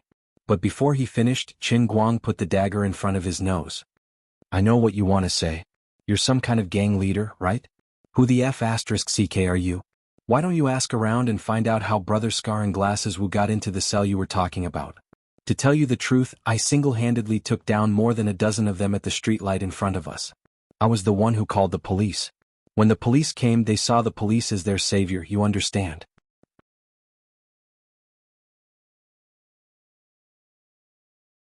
Chapter 292. Although he felt that Qin Guang was spouting nonsense, The man who had his leg cut looked at Qin Guang's murderous gaze, the bloody dagger in front of his nose, and especially the murderous aura coming from Qin Guang. He had no choice but to believe it. It wasn't that Qin Guang was trying to scare him. Just as he said when he first boarded the ship in the Sea of Transient, he was just a servant. If he dared to hide at the back when fighting, he would get his neck chopped off by his own people first. At first he was also afraid. If he didn't drink some wine to boost his courage, how would he be able to charge forward? Before boarding the ship, he would drink from time to time and then rush forward with his machete. Relying on his ability to revive, he risked his life. Otherwise, how could he have become the second officer of the Annie in just half a year? Today he drank some wine and got a little tipsy. The other party actually pulled out a knife without saying a word. If it wasn't for his swift actions, Xiong-er would probably be lying on the ground bleeding. How could Qin Guang not be angry? It was true that Xiong-er flipped the table first, but if it wasn't for their rude words earlier, why would Xiong-er go over? Of course, the so-called right or wrong wasn't important. In the pugilistic world, the most outstanding thing was to help one's kin and not reason. Therefore, Qin Guang didn't hesitate to make a move. At this moment he had a weapon in his hand and he saw blood. If he wasn't careful, he would completely return to the Sea of Transient, and he wanted to smell some blood. With Qin Guang pointing a knife at his nose, this brother completely panicked. He was really afraid that Qin Guang would rush to his head and thrust the knife forward. Wouldn't that stab through his nose and into his brain? Bro, I was wrong. Qin Guang looked at him expressionlessly. Wrong? I don't think you did anything wrong. After all, I hurt you quite badly. How many people do you plan to find for revenge? Sun Xiaoxuan wanted to pull Qin Guang from behind, but because Qin Guang's dagger was too close to Qin Guang, Sun Xiaoxuan was afraid that he would accidentally push Qin Guang's hand forward, so he didn't dare to exert force. Brother, don't be rash. I won't take revenge. He really didn't want to take revenge. I've been injured many times worse than this. Now that I know you've defeated Brother Scar and Eyeglasses Wu, how could I not be happy with you? By the way, I bought this saber for more than 800 yuan. I also have a scabbard here. The workmanship is quite exquisite. Take it as a greeting gift. Let's just forget about this? What if the situation is not good? A decisive coward. No explanation. Once you're scared, don't even think about trying to save face and suffer. I'm a coward to the end. If you don't like it, then come and hit me. As long as they didn't beat him to death. These Jianghu brothers of Wenxing Town had been oppressed by Brother Knife Scar and Glasses Wu for a few years, and they had their own philosophy of life. Now was the chance to train their troops for 1,000 days and use them for a single moment. Qin Guang grinned. It's good that you know what's good for you. This matter was over for the time being. But Qin Guang didn't let them leave immediately. He only asked them to call 120 and wait for the ambulance. He grabbed one of the two who could still move and forced him to accompany him to the business office. Watch carefully. Watch how I top up my phone. I said 1 million, so it's 1 million. This time, Sun Xiaoxuan couldn't stop them. He dragged them to the business office, where Qin Guang took out his black card and topped up the phone on the spot. Then he dragged them back. Qin Guang waved his phone. Now do you still think I'm pretending? No. The four of them shook their heads like a rattled drum. Get lost. Qin Guang waved his hand and they ran away in fear. Sun Xiaoxuan couldn't help but say that he was being wasteful. By now, Qin Guang had sobered up quite a bit from the alcohol, so he explained to Sun Xiaoxuan, Sai, it's hard for me to explain in a few words. My phone bill is tens of thousands a month. Maybe my 1 million will be gone in less than a year. How is that possible? You have to follow the basic rules even if you want to burn your phone bill. Everyone exclaimed. Qin Guang sighed again. Sai, it's really hard to explain in a few words. Can I tell you that in the time we took to brag over a meal, a certain someone hiding in the cup at the dinner table had already finished talking about an entire episode of a TV series? That's right. About half an hour ago, perhaps Lioli was too engrossed in the TV series and accidentally leaked some audio, which made Qin Guang realize a tragic fact. Lioli, this woman, had actually started watching The Big Time, halfway through learning about business. Hey, although that was a classic business war film, doing business in real life was different from doing business in the TV series. Moreover, even if The Big Time really had some business methods, that was a TV series that was released in 1992, alright? 24 years had passed since then, alright? The price of pork had increased by 6 times, alright? Could the business methods of the past still be used now? Qin Guang wouldn't explain it to the others, so they didn't insist on asking him. But after this incident, although the others in the class still didn't know how much money he had, just from the fact that he had recharged 1 million a month, they knew that he had really struck it rich. Quite a few girls in the class looked at Qin Guang in a different light. He was definitely a mobile human ATM. One really couldn't blame the girls for being tacky. Qin Guang's popularity in the class wasn't low to begin with. Although everyone could tell that Sun Xiaoxuan had feelings for him, the two of them weren't really a couple after all. Even if they were married, they could still get a divorce. The two of them hadn't even confirmed their relationship, so what they were doing couldn't even be considered as poaching. It was only natural that everyone who saw it had a share. The one who struck first had the advantage and the one who struck last had to suffer. What happened next wasn't hard to understand. One after another, the girls gathered around Qin Guang. Even Xiong Er and Bai Nyangzi were pried open. As for Lin Jingwei, he was in charge of restraining Gao Ye. Seeing that Qin Guang had become a hot commodity, Sun Xiaoxuan, who had been sitting opposite Qin Guang in a reserved manner, panicked. However, it was already too late for her to move to get a seat. Two other girls had already sat down on either side of Qin Guang. Qin Guang, ever since I entered university, I felt that you weren't an ordinary guy. Although I don't know what you've been up to, let's have a drink. I wish you all the best. I've never drunk alcohol before. You have to drink this glass of wine. The girl sitting on the left side of Qin Guang was the first to attack. She raised her glass and moved closer to Qin Guang, pressing her full breasts against him. The two mountains in front of her chest clamped Qin Guang's left arm, one on the left and the other on the right. It was like a ham sausage in a hot dog bun. It launched a crazy attack on Qin Guang's rationality and character. Although this girl wasn't as cute as Sun Xiaoxuan, and her appearance couldn't be considered a stunning beauty, about 7 or 8 out of 10, her figure was really not bad. She could be considered a beauty whose back view was a 9 out of 10. Suddenly being attacked, Qin Guang suddenly froze. He thought that money was too scary. If he couldn't resist it even though they had been classmates for 3 years, those unfamiliar senior sisters and junior sisters must be no better.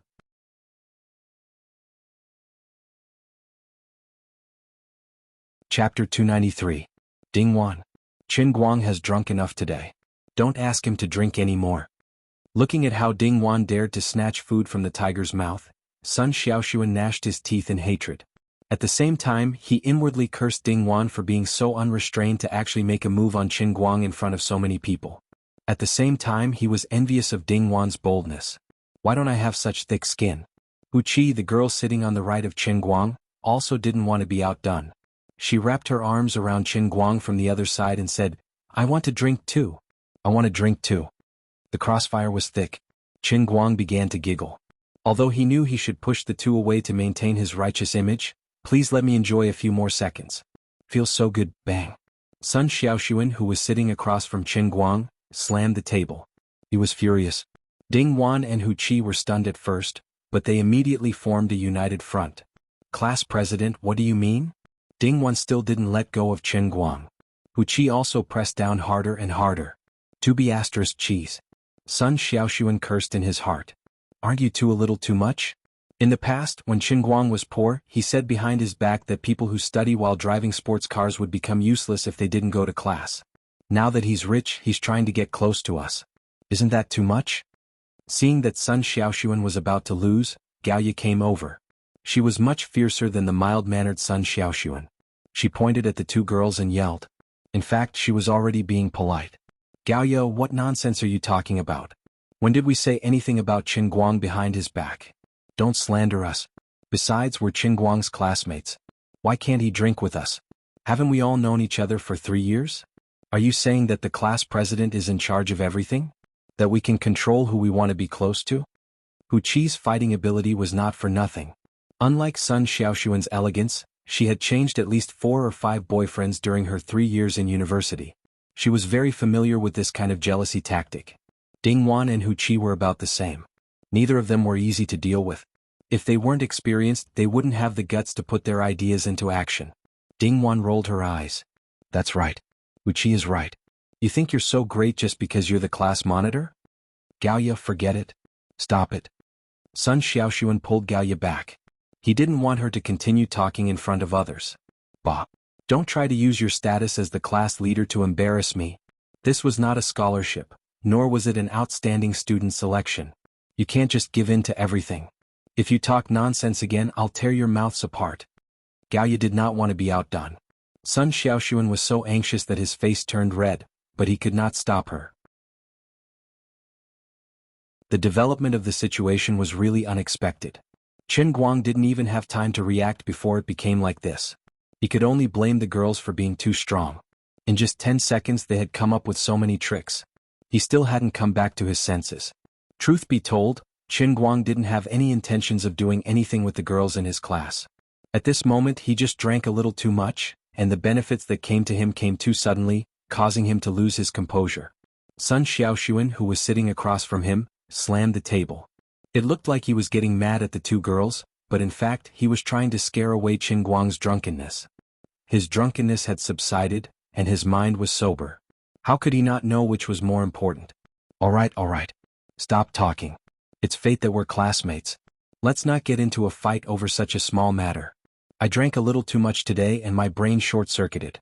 I went too far with my jokes. Too far. Chen Guang hurriedly struggled out of Ding Wan and Hu Qi's attacks, and then stood next to Sun Xiaoxuan. He didn't know how to deal with the situation, so he could only smile apologetically at Ding Wan and Hu Qi. We're classmates, but we can't make jokes like this again. Otherwise, if your boyfriends find out, I'll be in serious trouble. He just said it casually to help himself out.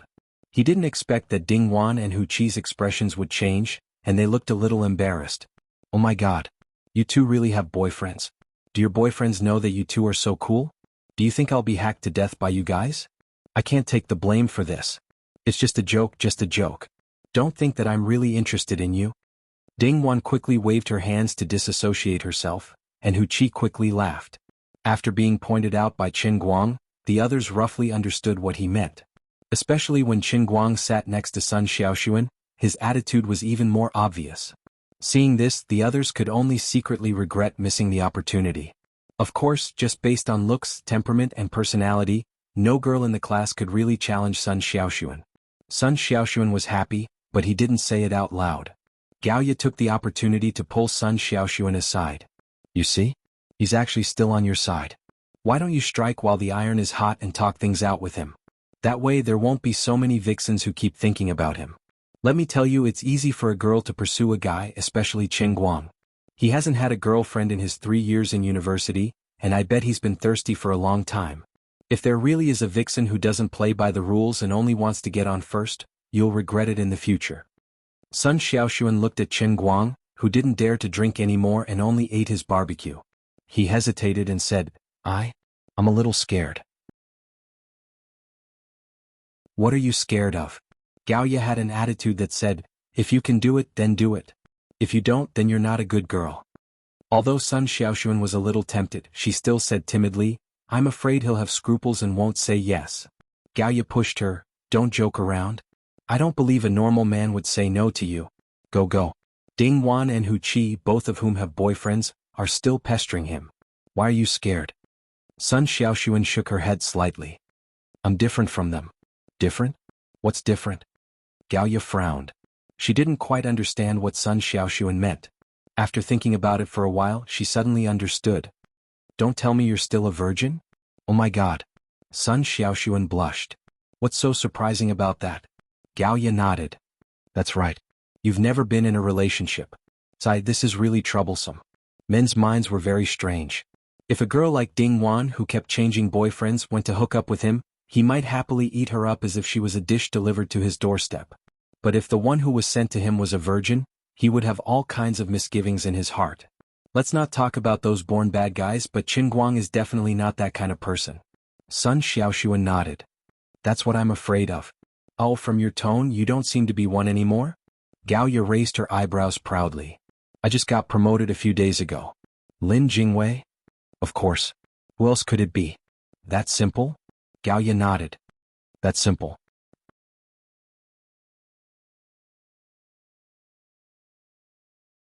Chapter 294. Did he promise to marry you? Sun Xiaoxuan couldn't help but envy Gaoya. Gaoya shook her head. I haven't thought about the future yet. I might not even be willing to marry him. Alright, let's not think about it anymore. Today is a rare opportunity and we'll have to go home soon. We'll have to wait for 2 months to see each other again. If you don't make things clear now, I'm guessing he'll get us a sister-in-law that we won't even know after the summer vacation. Gaoya continued, by the way, don't tell him about being a virgin yet. You can test his attitude first. If he really cares, I have a very ruthless way. What? Gaoya's face turned fierce, her eyes glinting. You ruin the cucumber first. Don't lie to him that you're not a virgin anymore. Wait until he's satisfied, then find a chance to make things clear. If you're afraid he'll be unhappy, keep him in the dark. To tell you the truth, I've never had that thing. When I was a kid, I rode a bicycle and lost it. I was afraid that Lin Jingwei wouldn't believe me, but it turns out he doesn't care at all. This. Sun Xiaoxuan gasped. Gaoya's plan was so cunning. Go. Be brave and pursue your happiness. Don't be afraid of failure. Failure is the mother of success. Think about how pitiful and persistent the boys who wrote you love letters were. Borrow some of their perseverance and courage for yourself. Gaoya pushed Sun Xiaoxuan, pushing her back again. Sun Xiaoxuan blushed and slowly moved towards Qin Guang. She was very concerned about what Gaoya had said. She was going back to Wuming City for the summer vacation and wouldn't be by his side for as long as 2 months. She couldn't predict what would happen during those 2 months. She was afraid that he would be seduced by someone else. In the past, Sun Xiaoxuan wouldn't have been so worried. But recently, Qin Guang seemed to have a lot of luck with women. Not to mention his nemesis Wenwen, teacher Zhua, the lady who accompanied him to Xiangjiang, and the beautiful officer Wu who acted strangely at the hotel that night. No matter who it was, they were all terrible potential competitors. Finally, Sun Xiaoxuan stood behind Qin Guang. Lin Jingwei, who was chatting with Qin Guang, was the first to notice Sun Xiaoxuan's ghost-like figure. He turned around to see Sun Xiaoxuan's flushed face under the night light, then looked at Yiya, who was winking at him from afar. Lin Jingwei poked Qin Guang's waist, signaling him to turn around. Qin Guang sat on the stool and turned his head. He still didn't know that something good was about to happen. He only tore off a large piece of roasted and fragrant pork tenderloin from the barbecue skewer and said with a smile, "Class monitor's son, why aren't you coming over to eat something? The vegetarian dishes that you girls love to eat are almost all gone." Qin Guang, you. Come here for a moment. Sun Xiaoxuan's voice was as low as a mosquito's. She used her fingers to pinch the shoulder of Qin Guang's t-shirt and pulled him up. Strange, Qin Guang muttered in his heart. He picked up his cup and followed Sun Xiaoxuan to a corner of the food stall. He drank tea as he walked. The barbecue tasted a little salty today and his mouth was dry. Looking at Sun Xiaoxuan's back as she carefully walked in front of him, it seemed that she was so nervous that her legs were trembling. Qin Guang couldn't help but think, what on earth does she want? He pondered in his heart, is she going to confess to me directly? This doesn't feel right. It's not that I'm not mentally prepared, but shouldn't we guys take the initiative to talk to girls about this kind of thing? Class monitor's son, you're undoubtedly the prettiest girl in our class, and the undisputed #1 beauty in our academy. How could the old man? Damn, this sentence sounds familiar. I don't know where I've heard it so many times. Forget it, if she really has this intention as a man, I can't let a woman suffer too much. Why don't I just say it first? Just as Qin Guang was letting his imagination run wild, an emotionless mechanical and electronic voice suddenly rang out in his head. It sounded like Lioli. It was just like the mission description of the heavenly holy grail that he heard in the racing god training field, which had shrunk the most. It was enunciated word by word like the voice of a Google girl, but it was spoken clearly. This voice came so abruptly. Although it wasn't loud, the content was deafening. In just a moment he broke out in a cold sweat. He wasn't prepared at all, and there were no signs in advance. No, maybe that throbbing feeling in the hospital in the afternoon could be considered a sign. The punishment realm had arrived. Countdown to the activation of the punishment realm. 10, 9. F***CK. She's even playing a countdown. Is she forcing a sense of urgency? Qin Guang looked down at the cup in his hand and secretly clenched his teeth. Damn it. Come on. I'm not afraid of you. Anyway, I'm King Savior, I won't die. Qin Guang stood still and concentrated, waiting for the heavenly holy grail to suck him into the realm of the cup. Unlike in the past, this time he was notified in advance. Perhaps he would face the punishment of the power of fate as soon as he entered. Although he didn't know what kind of enemy he would encounter, it was always good to be prepared in advance. 4, 3. In front of him, Sun Xiaoxuan quietly looked back and found that Qin Guang was standing behind him. She gathered her courage and said, "Come on, what are you doing standing there?" Qin Guang didn't answer her because the countdown had reached the last second. 1, 0. The punishment realm. Activate. Qin Guang's right hand squeezed the cup so hard that his knuckles turned white. His left hand clenched into a fist, and the expression on his face suddenly became a little ferocious. He slightly bowed and made a posture of being ready for battle. Having no time to answer Sun Xiaoxuan, he slowly closed his eyes and waited to be sucked in. After a long time, about 30 seconds, when his tense muscles began to ache, there was still no movement. What's going on? Why haven't I been pulled in yet? Qin Guang opened his eyes slightly and looked at his current posture. It was a little too awkward. He was squatting in a horse stance with a painful expression on his face. His muscles were tight and even the veins on his arms were bulging. 2 drops of sweat slowly rolled down from the edge of his temples. A cold wind blew past and his temples felt cold. That wasn't all. With his strange posture and ferocious expression, many people focused their attention on him. Sun Xiaoxuan walked back in a panic. Qin Guang, what's wrong? Is there anything wrong with your stomach? Wait, this is an illusion, right? I must have been pulled into the realm of the cup. This is an illusion, right? Do you have to make it real? I'm used to seeing mosaic scenery, and you actually made an illusion that is more real than a holographic projection. The investment is too big. No wonder it's the punishment realm derived from the realm of fate. That's how awesome it is. Look at Sun Xiaoxuan in front of me. Her expression is so vivid, and her skin is so delicate. Compared to the previous realm of the cup, this is simply a work of conscience. It's too real. Even the worried look in her eyes is so real. 666666. I really can't let my guard down. Qin Guang decided to continue tensing his nerves and muscles, ready to explode at any time. This Sun Xiaoxuan in front of me is definitely the first enemy I have to face. Humph, you want to use my care for her to deceive me? Then, with a whoosh, he would transform into a monster and swallow me? Dream on. I'm a veteran, okay?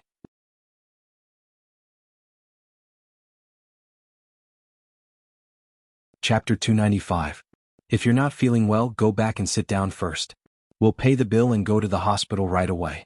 I'll hold the cup for you. Sun Xiaoxuan, who was standing in front of Qin Guang, spoke again. Cup. Qin Guang slowly turned his head stiffly and looked at the cup in his hand. Then the question was, if I was dragged into the world within a cup, why is this F*King cup still in my hand? Cup within a cup? Double illusion? Don't be too awesome, okay? That's completely unreasonable, right? Idiot, you weren't sucked into the cup.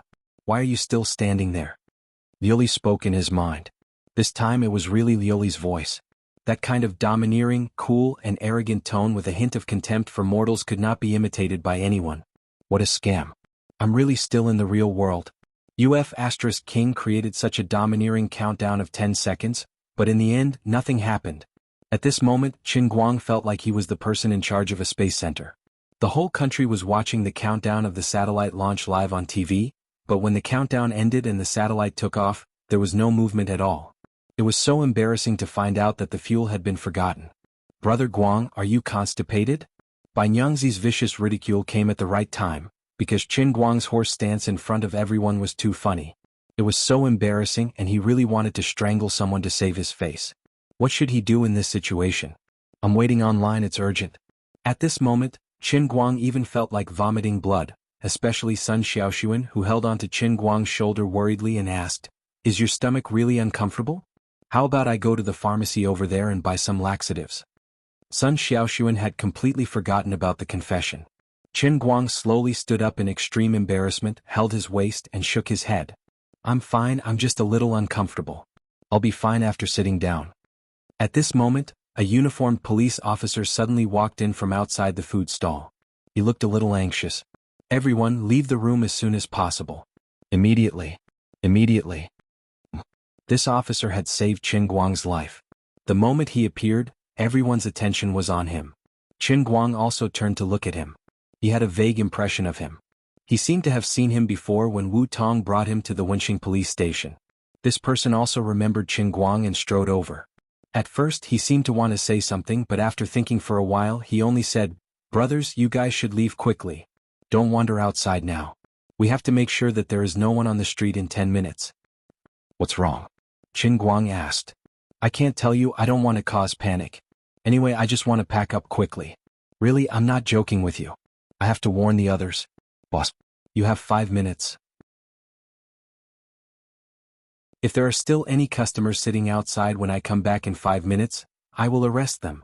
After saying that, the police officer left and jogged to another hot pot restaurant across the street. Everyone looked at other places on the street. Indeed, on the same street there were many police officers going around notifying people, and people were already leaving the street in a panic. What's going on? Qin Guang's mind was a mess. He subconsciously thought that this might have something to do with the punishment realm. At that moment, an electronic voice sounded in his mind again. Punishment realm mission announcement. Save sister in danger. What? Does that mean that the punishment realm this time is not a mission in the cup, but directly happening in the real world? In just a few seconds, there were fewer and fewer people on the street. Some people even took advantage of the situation and rushed into the internet cafe. The strong sense of danger was getting stronger and stronger. Qin Guang's mind was still a mess.